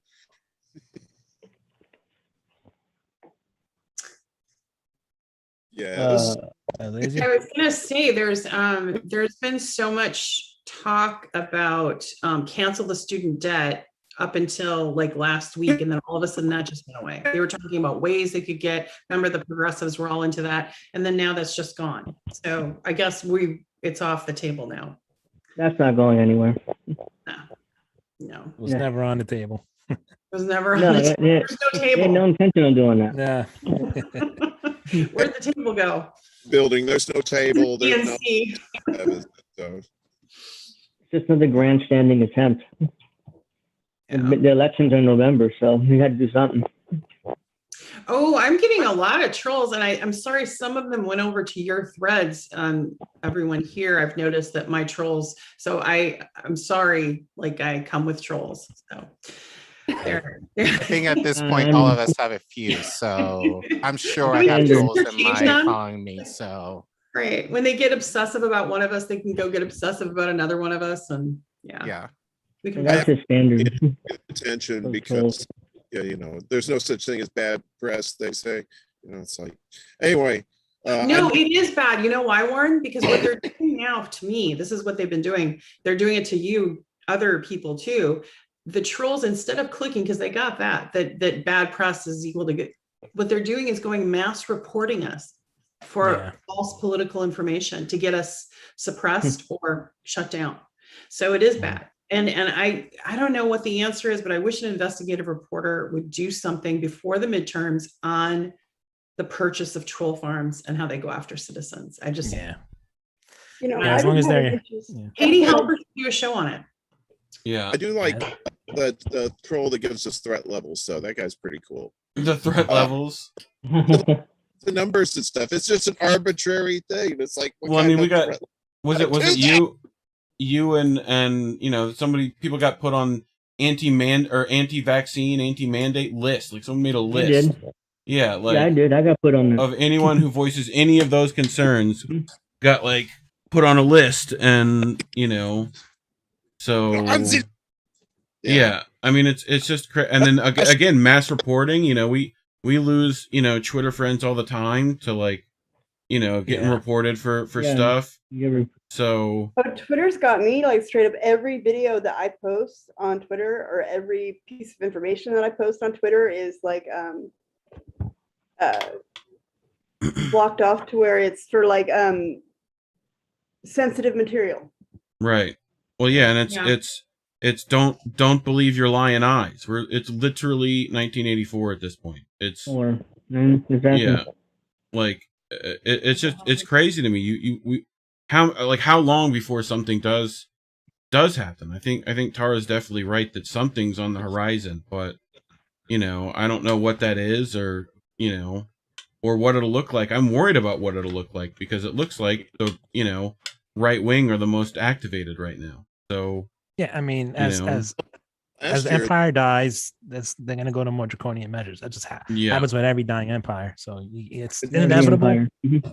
2021 was just a dress rehearsal. I was telling the people that at the end of the year. So it's just a dress rehearsal. 2022 is where the real action is going to happen. They were testing everything. They were like poking you here and there and see how you'd react. Now 2022 is here. They got their data and they're going to go for it for real. And I think we have to all watch out for that. One of the things that's been craziest to me is how many of the crazy conspiracy theories that came from the right that actually ended up being true. And it just keeps happening. Like, well, that's an intelligence op. So what they do is like with Epstein, right? They didn't want the Epstein story to come up. So what a CIA or an intelligence person will do is they will plant a story that's so absurd, Pizzagate, that it makes it seem almost like people are shamed. Media won't cover it. It's I have to explain Alex Jones all the time to people, right? Yeah. Where it's that story that we all know Alex Jones for, and the one that everyone chooses when they want to talk about how he's crazy, right? It was an actual story about Monsanto's runoff increasing the amount that frogs became hermaphroditic, right?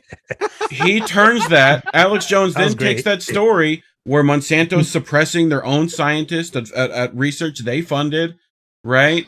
Alex turns that into, they turn the friggin' frogs gay, like. That's what Alex does. Like he takes a story that has validity, right? You know, he talked about Bohemian Grove, and that has ties to Epstein when he puts that same owl up at his island. Like, you know, I mean, it's classic. Like, the New World Order. Yet, you know, like like any of those things. Like with I actually did a spoof on him. It's on my channel if you watch the video. Tara, that same effect you talked about to me is what's happening with Dr. Fauci right now. It's a very strange world we're living in. It's like the biggest people, the biggest defenders of Dr. Fauci, in my opinion, is Rand Paul. He is one of the ones that's keeping Dr. Fauci safe because of the fact of he's the main one that's attacking him. So it's like a right-wing thing, all those Republicans. So no one will touch it on the left. Like CNN is not going to touch it, whatever. They're not going to be amplifying some right-wing message.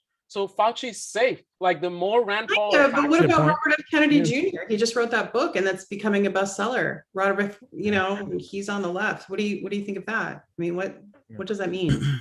Well, is he getting any mainstream attention though? No, but not at all.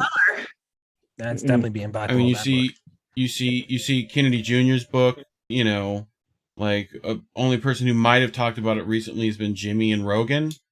Like maybe Dr. Malone, you know, like Dr. Drew, oddly enough, which I think Rose McGowan is friends with Dr. Drew, and I'd love to talk to him on this specific, you know, thing. He worked with Fauci during the AIDS epidemic, right? And that's a whole like part of, you know, Robert Kennedy Jr.'s book is like based during that period of time. Right, and I'd love to have some corroboration and or, you know, expanding on that because And But- members of Robert Kennedy Jr.'s family are distancing themselves from him. Yeah. That Rory, the documentary filmmaker, she's like saying, "Oh, I don't," and Maria Shriver, no. Yep. It's interesting. His own family is politicizing. I mean, it's just interesting. Well, it's Kinzinger as well, right? Hmm? Kinzinger as well. That was pretty bad. Yeah. His family is like, it's pretty bad. But the last two supposed right-wing conspiracies, and the thing about it is I keep seeing these things happening, and then it's like it's true, and I never learned my lesson. So the last one was the Great Reset, right? So Tim Pool, that idiot, keeps talking about it. I never bothered to look into it because I'm like, this is Tim Pool, and he talks about aliens. So I just recently looked, I'm like, it's actually. Then you start finding Whitney Webb and the Barrington Declaration. But then the microchips. You guys know about the microchips though? Even yes, that's actually happening. Yeah, that's true. Yeah, That's like true. It's like Australia, they right? Yeah, I mean they look at all the right wing like conspiracies and they go, yeah, if we could just fake the moon landing again, like if we could just do that, like they're gonna make a whole nother grassy knoll. They're gonna have grassy knoll 2. Like it's gonna be a continuous like. I think it's Hollywood's obsession with sequels. That's what it is. Yeah, something that they're not going to predict. Was it Washington Post or New York Times that just had the headline a few weeks ago that said, if there was an alien invasion, would Russia protect us? And it was an actual headline. Remember that? The Russians carry a shotgun on the ISS. I think they'll be fine. Yeah. I think they'll be good. I mean, it's for the it's for the bear when they land again. But it was such a crack up. Like it was a serious headline. It was a serious question. Yeah. Well, okay. Fire in space, probably a bad combination. It is probably, Well, by the way, I think even Jewish space lasers, I think that might actually be a thing in terms of there are some lasers that it's a Jewish run company or like there's something behind it. Yeah. I mean, it's all true. It's all true. It's insane. When it was my band's name in high school. Jewish space lasers. Named it after Mel Brooks. I suggest people watch The Expanse if they've not done that, which is literally about what the near future, what capitalism, like if it just went just this much further, we just continue with the nonsense until we get like to the outer planets, right? And the aliens show up. And it's not like what we expect aliens to be, and they have a terrible time dealing with them. So it's pretty good. People should check that out. Agreed, Lucky. Look, World Economic Forum is 100% real. Great Reset and what they talked about, everything they published, 100% real. And I mean, these guys, they all have seminars in Davos. But it's the lizard people. It's the New World Order. It's a New World Order. But it's real. I mean, wait a minute. They've been telling us that some of these people in the government are reptiles. So that's true too. I wouldn't put it past them, honestly. I wouldn't be surprised. Men in Black. I mean, really? Yeah. You got we just need those. They might have lizards. I don't know. Lizard people. I can attest because I've met her. Nancy Pelosi has some amphibian lizard like. Good to know. Good to know. Nice. Yeah, people don't need those a tank of mice. We need those glasses that like from They Live. That's what we need. We need those so we can see what they look like. Right. So I'm just pissed off that Bezos came back from space. I still want to see. Oh God. I'm waiting for the next highly suggestive rocket. Did he come back from space, though? Yeah. Are you sure he came back from space? It could be another lizard person. Be a body snatcher. Yeah. Wasn't that movie where they went to space and then some alien like attached to them or something, and then they came back and they're like Invasion of the Body Snatchers with the lobsters on their back? Something like that. What movie is that? The next thing they're going to do like is 9 of them. They're going to ask people to invest in their projects on Mars or the moon to go colonize it because of global, instead of solving climate change. Why would they? We're going to go there, give us your money and we'll help you get there. They're going to make it a spa experience for celebrities. What do you mean? They're just going to like watch. Yeah, it's going to be, them and like Alicia Keys and Lady Gaga. some random like it'll be random Justin celebrities Bieber. that just get to like get off the planet, like. So they're gonna send Meryl Streep. Somehow she'll be still going to things. There's like gardens and and they're all it's just this surreal like, oh look, it's it's this person and it's the Rock would definitely be going. You got to send the Rock. Like just go to Death Valley. It's the same shit, and it's what's those places where they did the Gorn? What's those rocks? Yeah, it's cold as ass during the night. You'll get burned as hell during the day, but you can still build domes out there and stuff. Kind of like a. You can't stop radiation out there, by the way. So that's the pipe dream. They'll microdose. They'll be fine. Yeah. Microdust. They'll do what they do. Microdose, and that's a whole other thing. All the psychedelics and the move into that from the commercial sector. I mean, they see a huge cash grab going on with that. Gentrification of drugs. That's what they've done. It's unreal. I mean, well, it's not just gentrification, but it's corporatization of drugs. They're trying to figure out how to get the drug companies involved and how do we get in on this and how do we control it before the rest of the world and the rest of the country figures out how to commercialize it. Your dank nugs brought to you by Philip Morris. That's Pfizer nugs. That's right. Yeah. They absolutely want to bring you. That was my thing. Nugs. So we've been seeing this go around our circles that marijuana actually does block COVID-19 from getting into human cells. Right? Florida has medical marijuana. Right?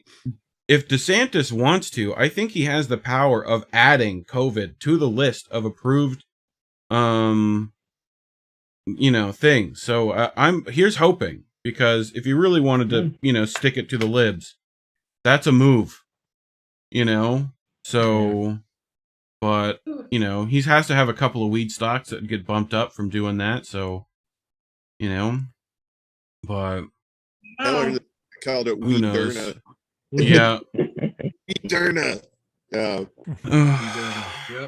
Gonna get pot sponsored by Pfizer. Everything else is getting sponsored by Pfizer these days. Why not, right? Moderna's in a close second. They're trying. They're kind of like Pepsi Cola, right? You just only have to put if you're sponsored by RT at the bottom of your not Pfizer or Moderna or any of those things. So we got another lizard person. Nice. That got me. I was like, what? Okay. Got me. It's another lizard person. Wait, what just happened? But that's like, Bohemian Grove, like any of those things, if they talked about them, as far as. Did you freeze him? No, he's there. He's got it. There. Does anybody ever believe that Alex Jones actually just got in there? Like he was able to sneak in there? Dude, it was him. It was him and Eddie Bravo, man. They were all super sneaky. Yeah. Eddie Bravo covered him in a few layers of rash guards, and like he went in, and had a couple of black geese that he had laying around. Like they just made it in there like ninjas, And how did they make it out? Like how did they get out of there? I don't know. I mean, I forget. It's been so long since I watched that bit on like him and Bohemian, but he got like film of stuff, right? Like of them doing some weird, funky rituals and stuff out there. That one and the Aaron Russo interview, one of like the two things that made him famous. It's surreal. It's crazy. But like it's that's who the people want you to be worried about is someone that's so obviously like not serious that that's they want you to be afraid of, is that when I know 19 people just like Alex Jones right there at the bar down the street. Like that's just welcome to the South. It's all right. You're never going to be able to buy weed unless you talk to people like Alex Jones. Right. That's never going to happen here. Right. Like Sarah just said before. I mean, you create Alex Jones. He's a crazy lunatic, right? And then you tie all the real stuff into it, and you deliver. Dude, The Shining is not about the moon landing, bro. Just stop.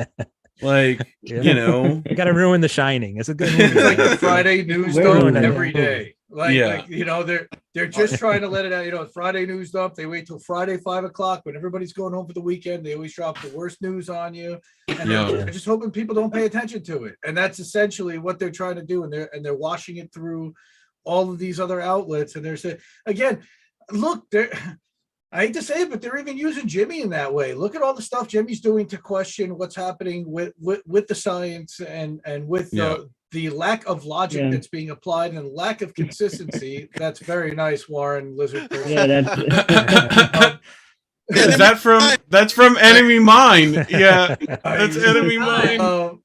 You know, and they're using it to try to dismiss that in the the messaging of the house. That's the inspiration for Darmok and Jalad at Tanagra. That's an old. Nice. Carl's got the Alex Jones thing. The song. Oh my god. The folk song is the sat down and watched any of his stuff. I guess and is it's that, just like, that looks like the TYT studio for a second, but yeah. Oh, what's the Carl? Look at he's got him on the screen right there. Oh, like that to me is Alex Jones' show is just him yelling. I just hope you're not going to get our channel pulled here by putting a guy who's banned from YouTube it's small on, enough. I don't think so.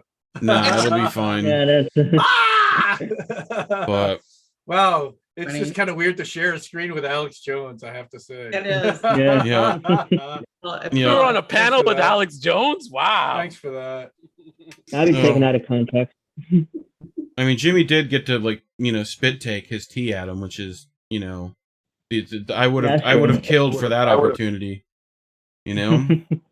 but it's just funny. Like that's the stuff like the Jimmy gets his stuff pulled for medical misinformation, yet Rachel Maddow's blatant lies on it, or it's what was it in the story today where it talked about the worst misinformation is government approved misinformation, right? Where they get something wrong and then we're stuck dealing with it later. Like the crazy thing is the gaslighting. Like if you ever had a position to be able to question any one of them, like CNN or whatever, they would look you straight in your face, like, no, that's not what you think it is. No, what we're saying is right.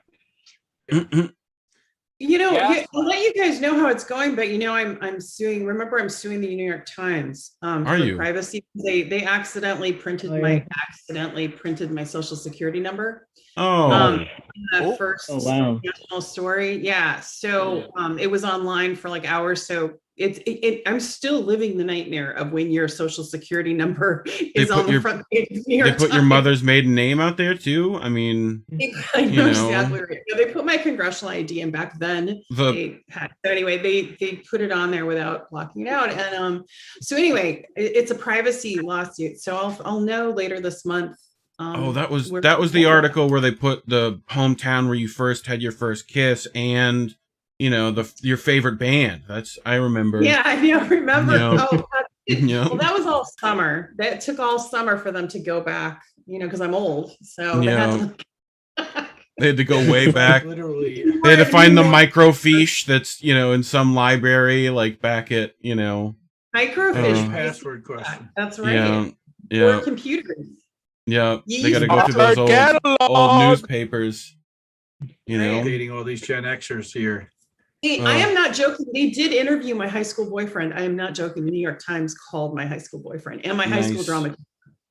Hopefully they both had good things to say about you. Yeah, when they do a deep dive because it's affecting Joe Biden, they do a deep dive. Wow. And they're also under orders from Anita Dunn and Time's Up. And oh god. They come from on high, and then that comes from network presidents who get calls from chiefs of staff. And a lot of times that happens from a cell phone, and that's not actually traced, and it's not on the public record, but it actually does happen. And it's not a conspiracy theory when it's actually proven to. It's more like conspiracy fact. Yeah, I had people call me and tell me that there were people knocking on their doors that are at places I used to live 20 years ago. Like on, the street where I used to live. And so I don't know if anyone here has had anything like that happen or similar, but it's quite invasive and quite weird. Wasn't Joe Rogan thinking about suing like the New York Times and stuff like that at one point? I don't know why he didn't go through with that. It was CNN or one of them. Yeah, I think it was. You know, We should all sue everybody. I don't know. yeah, just make it a class action. Go call up who's that Aaron Brockovich. Go call her up and have her do a big class action with you, Joe, Jimmy, like, yeah. And what's going on with the Sally Albright lawsuit? Because certainly the troll farms have been out there. Oh yeah. She well, where that is, it's in discovery. It's just about to discovery. It's just in line because of the federal courts are all backed up because of the January 6th stuff. So it's, I'm suing her for the, and I'm not usually like this. I'm not like a litigious person. This is just, there's a lot that happened and it was pretty damaging. So, but anyway, but the discovery process is coming. And that's what the judge will rule on. And that's important because we'll find out who's paying Sally Albright and the trolls. And that would be interesting because that troll farm goes after all the Bernie Sanders supporters and they go after kind of any lefty. Yeah. So. Yep. They're the narrative managers for the Democratic Party for sure. But the great thing about them is that they're predictable, like so predictable. They use the same talking points. They get every thread. Yeah. So it's easy to spot them. Yeah. I mean, I remember, like when Correct the Record was like during the Bernie campaign when we were having to deal with them on Reddit and deal with them, practically everywhere. So. It was easy to spot. It was easy to spot the bot in that regard, because it was it was the same. Really, America is one of the places, the super PACs, but Justice Dems, some of those they're going to start gearing up again. So get ready for the summer because all of you are going to get loads of unwanted emails that will go right into my spam folder. And it's exactly what they do. They give it these dystopian names that are the exact opposite of what they actually are to kind of fool the average person that, that sounds pretty benign, but correcting the record. Well, I definitely want them to do that, except that we all know that they're doing the exact opposite. Keeping them dishonest. You want to see some craziness? Look at any video on like a mainstream, like a CNN or MSNBC. Covering like a Biden speech, just go through the comment section. Oh, the fawning is well. Again, that's what we're talking about. Those troll farms, they also are putting up positive comments. The 200 positive thumbs up that there are against the 2,000 negative dislikes on corporate media on YouTube. That's a lot of those farms. Yeah. And they just isn't it sad they have to pay someone to like them because nobody likes the Democrats right now. Please clap. They're making so much money, they don't care. They don't care. Just pay for it. Like, there's a bunch of money. Please clap on a whole party scale. Like the whole party is saying, "Please clap." I wouldn't put it as just trolls because I'm pretty sure there's a lot of people who vote Democrat that have a good feeling about Joe Biden. They feel he's made some missteps and whatever, but because you got to think about it. If you're someone who is, six figures, whatever, like, why do you care about all this stuff? Like fuel prices, irrelevant. You're working from home and you don't care about the little increase in that, like all the stuff that most people on the news talking about, that doesn't affect a lot of people who vote Democrat. So they're focused on their lives. They're focused on other things. I think the only thing that they can't escape is obviously is COVID. So that's one thing that people are frustrated about, being able to travel, go back to normal.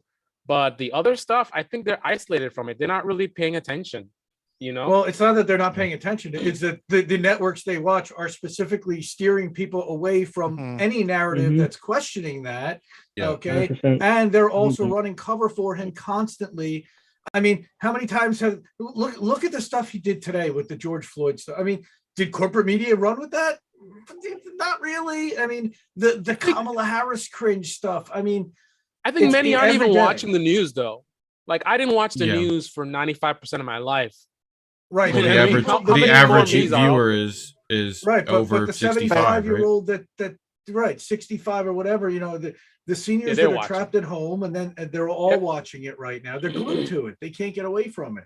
I mean, I live in DC. Everyone here watches MSNBC.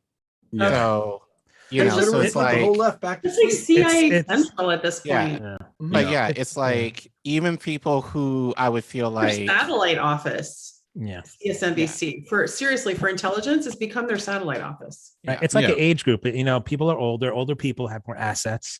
The newer generations don't have assets. A lot of people have assets. They have money tucked away in the markets and stuff like that. So they stay home. They're old. They stay home. They watch Fox News and they watch CNN and MSNBC. And they're the ones that are being targeted for the propaganda. They're the ones listen to NPR on their way to the job that they're still going to. Sponsored by Pfizer, okay, and by Lockheed Martin also. You know, as we Lockheed said, who Martin, subscribes to the Lockheed Martin OnlyFans? Thank you, Jesse Jet. I'll use that line. But you know that's what's going on. You know, and then of course the sports leagues and the oil companies. I mean, this is who's running advertising on the big networks, because they're the only ones that can actually afford at this point to do it. Them and the political campaigns. I mean, every other year, you're going to have billions of dollars pumped into the system. And this is why the media plays into this, is because they're getting all the ad dollars from all the political campaigns, the dark money, the super PACs, all of it. It's so dirty and it's sorted and it's all interconnected. Because they go like, you know, these 24 retiring representatives, how many of them are going to go to either lobbyists, to go for one of their constituents, big corporations, to sit on one or multiple boards where they're going to draw multiple six-figure salaries for barely doing any work. And oh yeah, they've already got lifetime benefits and a pension for most of these clowns. So this is all gravy for all of them. And they're already part of the Millionaires Club. I mean, it is beyond madness that these are the people that are running this country. Let me ask you guys your opinion on this stuff regarding the poll. So Biden's polls are like, what, 34, something ridiculous like that? Yeah, 30% approval, yeah. So what do you think is the delta between what the polls show now versus what level of support will the Democrats have come election? Now, obviously they're not going to do that well, but I don't think it's anywhere near as bad as the way it is now, because it's like people can complain and whine or whatever, but when it comes time to vote and it's like, oh, do you want those Republicans to win? Like it's those racist Republicans or the Democrat. I think that the lesser of two evil voting only stand in line and they're gonna do their thing. I think people won't vote. I tweeted this, like, people are gonna vote as far as, you know, voting for the GOP because out of spite, because people are pissed off at the Democrat Party right now. And then people are gonna vote Democrat in fear of the boogeyman, whoever that is, you know, so those are the two camps right now. So turnout will be at a record low. Turnout will be at a record low, but it wouldn't matter. Midterms are always shitty, so yeah.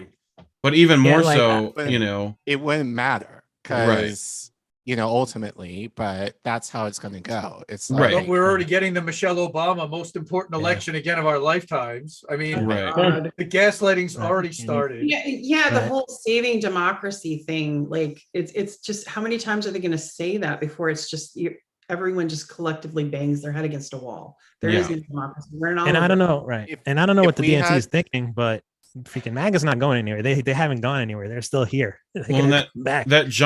That giant groundswell of support you had 2, 4, 6, 8 years ago, you know, that blue wave is now either pissed off with you for not doing things better, right? Or has completely stopped following you because they went back to sleep, or, you know, like there's so many options as far as like to not be engaged right now, you know, so or they're so disenfranchised, right? Yeah. Or they're not going to care and will vote Democrat. But I think that the rape culture thing plays into this because of, you know, the Epstein case coming forward. My case came forward about Biden. The Cuomo case came forward. And I think the Epstein case, and even though they've been trying to suppress it, people are still got the feelings about Democrats that there's a lot they're hiding. There's a lot of corruption. There's sexual assault and mixed conduct, corrupt in the elites. And I think that's, you know, they're going to have to deal with it this election cycle, whether they like it or not. How many sociopaths? It is a uniparty more than ever. diehard. Whitney Webb famously says. That's the thing. It's like how many diehards are going to be left? I mean, you're always going to have the diehards. It's just a matter of how many are left, because how many have just like seen the light over the last 2 years or 1 year since Biden. I don't know if it's a diehard thing. Like Colin, for example, you said that the voters are pissed off. Like, why would you say that? Like, what would the Democratic voters be pissed off about right now? When you say that, what are you referring to? I think people who care a little bit more, I would say mostly lower income, I would say. Okay. If you're like more, if you make a high income, you probably won't care as much. But I think if you're lower income, who you're kind of have more dependent on the Democrats to actually do some shit versus such as $15 million wage, $2,000 checks. I'm just calling out those two things. You know, like there's a lot more at stake for them. So, and especially since Biden, he lobbied on those things. He lobbied, for like, oh, if you vote for me, you'll get this money, or if you vote for me, you're going to get higher wages, and Healthcare, one thing we all know, don't fuck up with people's money. Right. So that's why so honestly, the fact that he went to Georgia, to give that speech in regards to voting rights, I'm just kind of like, really? You have the gall to go over there and like to the very state that you pushed the $2,000 checks, and only to turn back and say, oh no, you're going to get $1,400. I'm surprised, even like, I'm actually not that surprised, I guess, with the students who are representative of the HBCUs who are like sitting right behind them. I'm surprised like they didn't walk the fuck out, like in light of him just being there. Like the fact, like Stacey Abrams had some, show up? Huh? Didn't a bunch of people not show up, and they were like embarrassed? Stacey Abrams didn't show up, which I think showed like, which I mean, I'm not a fan of Stacey Abrams, but I mean, kudos to her for not, for not showing up. I heard that he was supposed to talk about the hot sauce in his bag, but he forgot. So No, tell me, because I missed this. Stacey Abrams, which is interesting for me because you have to understand, Colin, I have an emotional thing about this because first of all, I went to high school in Georgia. Second of all, I supported Stacey Abrams. And third of all, she came out and publicly said that she not only believed Biden, but didn't believe I was sexually assaulted and doesn't know me, never spoke to me, nothing. And so it hurt like in a deep way. And she affected me because people listened to her and said, oh, well, then don't believe Tara Reade because Stacey Abrams, because she was trying to be VP, right? At that time. Yeah. And then when she got basically cock-blocked for that position. That was great. Right. When they were on MSNBC, hey, do you have something you want to tell her? That might explain why she's upset. That might be the reason, not anything. That's the real reason. I didn't see what happened. But yeah. Colin, so I think to answer my question, lower income. Yeah, and I think especially like I have a trouble saying among the Black community in particular, but I think like obviously like our community in general are more or less Democratic. I think especially among older people, they will just overwhelmingly vote Democratic without necessarily demanding anything, for their vote. So I feel like among the youth, among the younger Black people, I think you can make the argument, no, they're not necessarily going for that now. I think especially now, since I think they're more involved in social media and watching, more independent media. But yeah, I think, people who really counted on Biden to actually do something, who are the most desperate, and only to find that, oh no, he's not going to do any of the shit that he said he was going to do. I think, they basically have suppressed the vote, which is why, again, Michelle Obama is coming out of the coffers now, like, and being like, you have to vote for the sake of democracy. Democracy, right? Yeah. Gotta save democracy.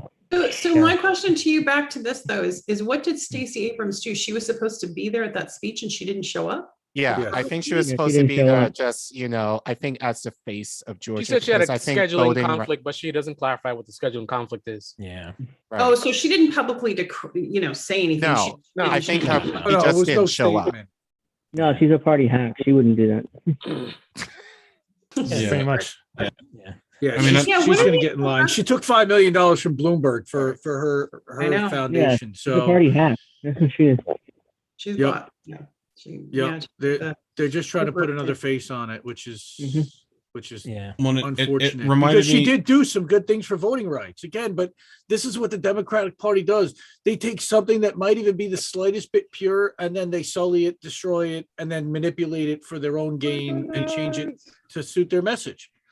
I mean, But- this is It makes sense. again, you see it on the I do- right as well. Yeah, but we're seeing it from the Democratic Party more than anything, and their narrative managers are out and trying to silence anybody who calls that out, questions it, and points out how hypocritical and where the inconsistencies are. When And we'll I've been expect saying them for to, we'll expect them to like suppress the vote of anyone who's disgruntled about Biden administration. I've been saying for a long And- time that like they stand more in opposition. The Democrats stand more in opposition to progress right now than anyone else.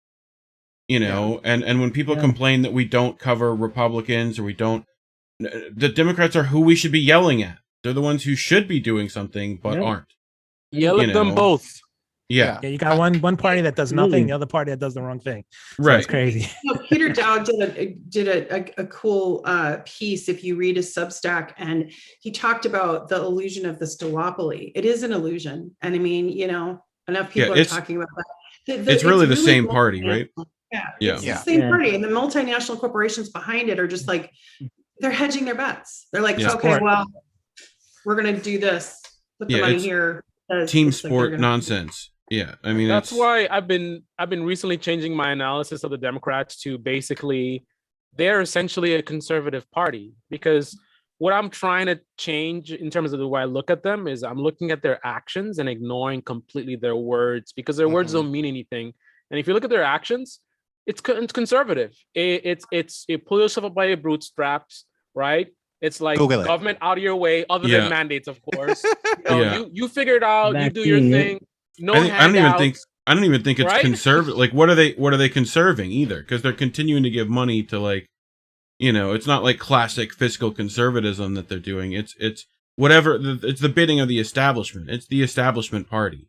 Whatever the money makers conservative in terms want. Of like in terms of no social programs, right. Individualism, right? Yeah. Everyone let bought you and paid your for. Thing. Government's gonna stay out of your way, and you do your thing. Other than mandates, that's the only thing they gotta. Well, be. and government, like expenditures for big business to give them bailouts and corporate, corporate GOP. welfare is okay. Yes, like we're the empire in the world. It used to be. It used to be a much more It used to defined... just be GOP, but now it's both. Yeah, Again, now it's both. Party. It's the Lincoln Project. Okay, it's there you go. Who's the other guys? The Midas Touch. Okay, these are quote unquote Republicans that are calling out the Republicans. They're actually Democrats. They align with Nancy Pelosi 96% of the time. Yeah. I know. It's gross. And again, the Democrats are cheering on the Midas Touch all day long. It's like, go, go, go. Guys, they're taking over your party. They're making your message insignificant. And this is what the Democrats just don't understand. Okay, Bill Kristol does not speak for Democrats or shouldn't speak for the Democrats, but yet his messaging is permeated throughout the entire Democratic Party. How is that?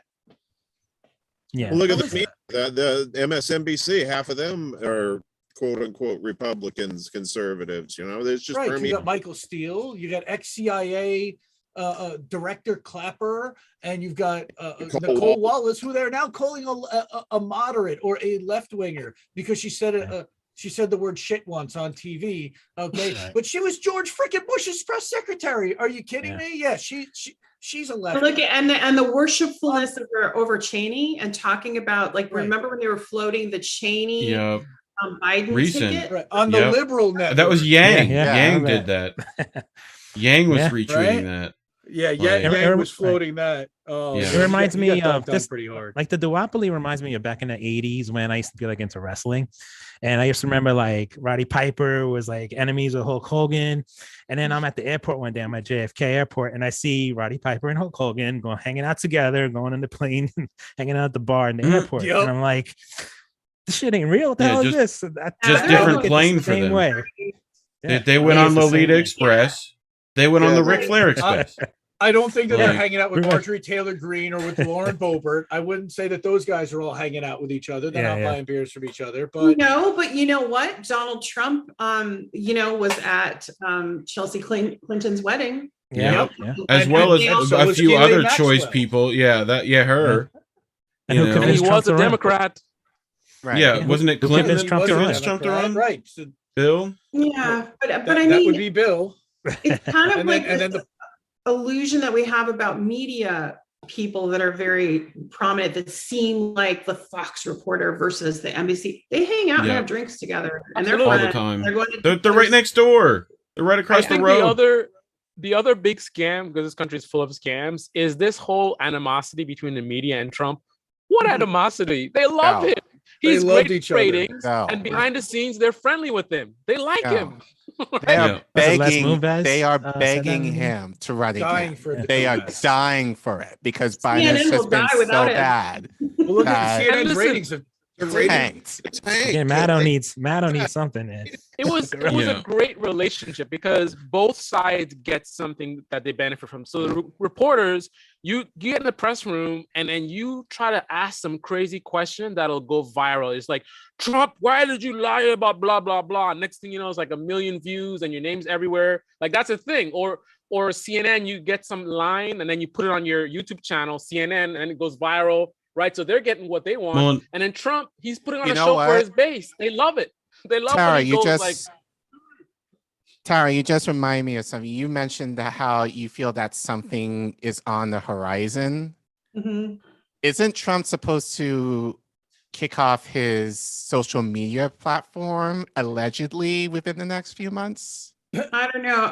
What I meant by that is I feel like we're about to enter a conflict, a world conflict, or to do one by proxy. I feel Yeah. something bad coming. That's Yeah, what I'm a little worried. domestically, domestically, we're a fucking mess. I mean, like we're just whatever. It's I just mean, Yeah, you're but looking at you're looking at But, an Iran, China, Yeah. Russia type of alliance, Syria Yeah. involved somehow too, and this all starts to get very Yeah, they're messy. talking about cutting off SWIFT, and if they cut Russia off of SWIFT, it will be a worldwide economic collapse of some sort. It will be a calamity because Blinken has a hard-on for Russia and has for so long. It's so my bizarre. Maybe Going that's back the to- wrong word to use, but whatever. He just says Going that back- Rocky do you think- movie I on mean- his repeat. days in the Obama administration, going back to his days at this hedge fund where he was pitching Silicon Valley to the military. That's what his job was for the last 3 years, was pitching defense contractors, okay, on big tech. And now look at him. Now his whole job is to sell that basically to the entire rest of the world. And it's wow. I mean, How they in pick this recent guy. in recent history, I mean, we've never attacked anyone that could fight back. So do we really They're know? going if to we use really the gonna go proxy. after- Like Sweden just had a bunch of tanks in their townships. They're going to get Yeah. a European country to Mhm. like, there'll be a flare up and we'll be behind it, but behind Yeah, behind but it, we'll right? wait for our own Pearl Harbor before we do anything. You know, we'll have to Grenada, I have mean, a few they're- Americans die before we decide to. That's part of every single war, pretty much. Right? Yeah. The last 5 wars we've had. right. Remember the main. Yeah, I mean, Yeah. it's just you Right. could go again and again to. We need 9/11. something to manufacture a consent on. And you all know So- history really well, and you know that like right now they want something to unify, the country and Mhm. take the attention away from all the domestic problems and the poverty and the issues that we're having COVID. and distract us before that. So it'll be something to make Biden look like a hero, something to make him viable and these Right. people stay keep their power. So some action, they'll First, say they have to wake them up. Yeah. they have to wake them up. Like Changes, whatever. World War II after the Depression. I'm sorry, what? Yeah, it's sad. You know, I hope they don't I hope the world doesn't burn before we figure out how to get our crap together. But you like, know, what is it? What pain do we need to have? Yeah, the saber rattling has definitely been there. We've seen definitely a ramp up in rhetoric. We've seen a ramp up in again, part of it, like Tara said, is because of the military spending. Now they need to justify spending that $788 billion, which of course even a small portion of that could fix a lot of the problems that are going on in this country. Yeah, and you get Congress hospital keeps beds authorizing more money. They authorize more money, even more than the military asks for. Why? A lot of it's going into black ops. We did a piece on this. A third of the military spending that we just did could resolve poverty in America. And when you think about that, that's for 1 year. Yeah. 1 year. Yeah. In 1 year. That, like, as you guys are talking, I'm beginning to think something is going to pop off in Africa. I was going to say it's probably going to happen over Africa. Yeah, because China's been supporting what's going on there and actually uplifting them and giving them medicine and roads and actually helping their infrastructure, whereas we're offering what? Bombs and mining and I don't know what are we offering other than the fact that, like, if you don't, our military is going to trample you, destabilize your country, and overthrow your government. You need does anybody think that once the war on terror winds down, that's probably like when something new is going to pop off, like when the next conflict is coming? They're already trying to say that China's committing genocide, right? They're already trying to say that. And then also domestically, I think they're going to also focus domestically, and that's Patriot Act 2.0. This is what Whitney was talking about back in November, that there was going to be some type of, in November of 2020, that after the election, there was going to be some type of an incident somewhere in the Capitol. I mean, it's unbelievable how much she had it nailed, what was going to happen. And just everybody subscribe to Unlimited Hangout if you're not already. I think most of the people here already are. But again, everybody knew had some idea what was going to happen here. That was all part of the plan, in a way. Did they know exactly how it was going to turn out? No. Did they think that the electors were going to get turned over? Probably not. But it was going to be enough that they could have a Patriot Act 2.0. I mean, this was already in the talks.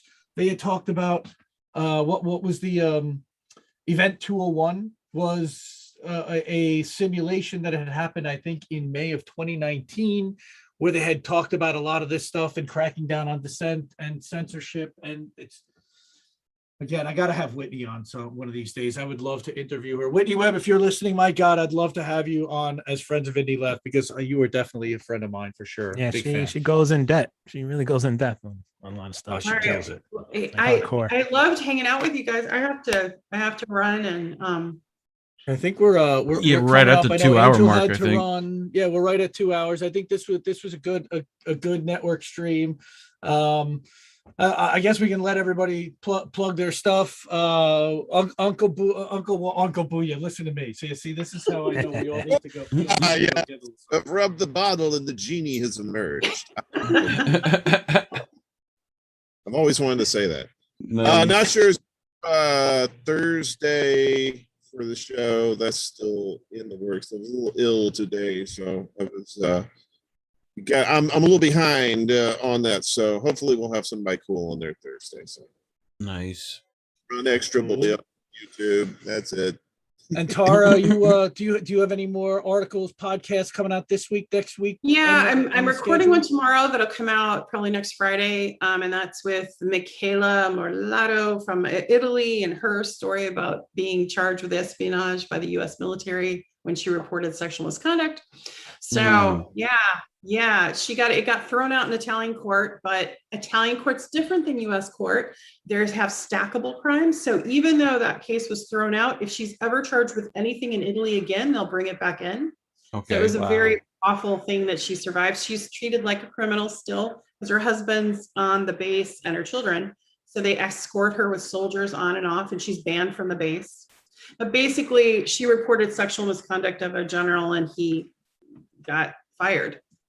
So, but she's the one who has to suffer for it. Wow. Yes, that's of course. Wow. That's America and Italy. Yeah, that's us. How Americans behave in Italy. Anyway, so that's that podcast. And then I just did one that's out right now with Slavoj Žižek, the most dangerous Western philosopher, because he questions democracy. He's a Marxist. He's really interesting. That was a cool conversation. So Politics of Survival, you can find it on Buzzsprout, wherever you find it. Spotify.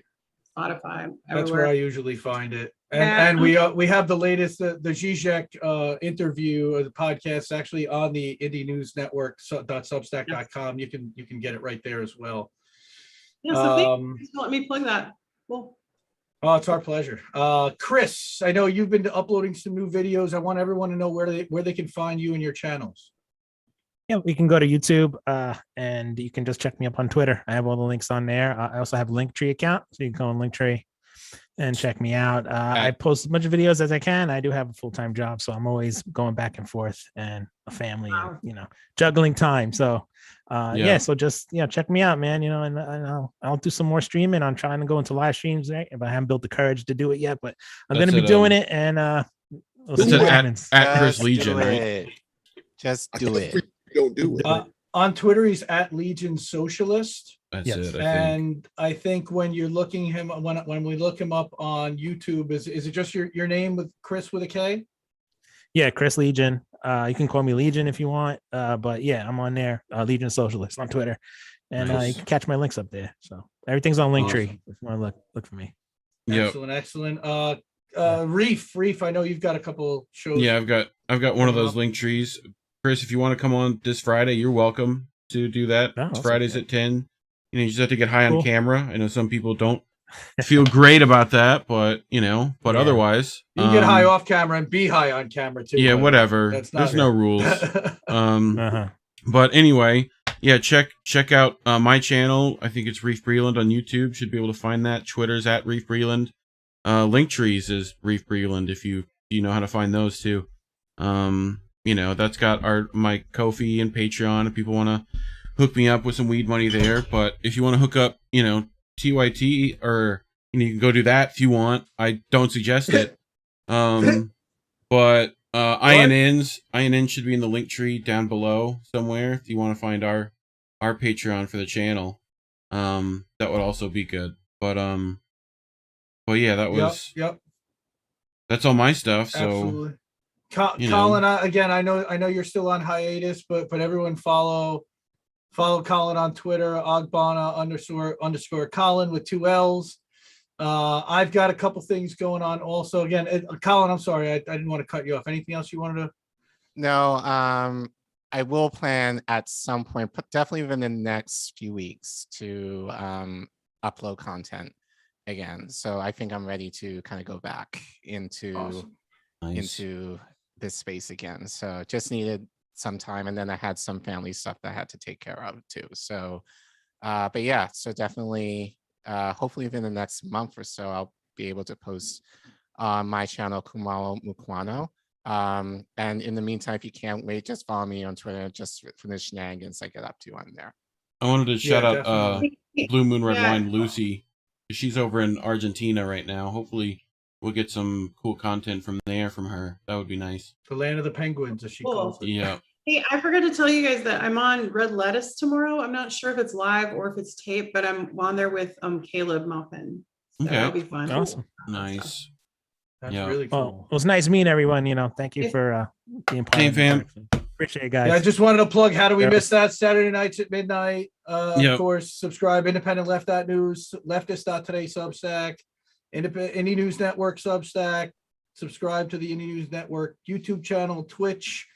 I'm on Odyssey also, Independent Left News. You can find me there. I'm basically everywhere at IND Left News, Instagram, Twitter, Facebook, you name it. You can follow the birdie everywhere. And that's it for tonight. Again, I thank everybody for hanging out. E. Heller, Lucky, and Human Love Solidarity, and Charlie Brown's Rebellion, and everybody who was here tonight. Really, thank you. Really appreciate the time. And this was a lot of fun. It's always good to be with family, and want to keep doing this. So we'll see you guys again real soon. Have a great night, everyone. All right. Peace out. Bye, everyone. Thank you.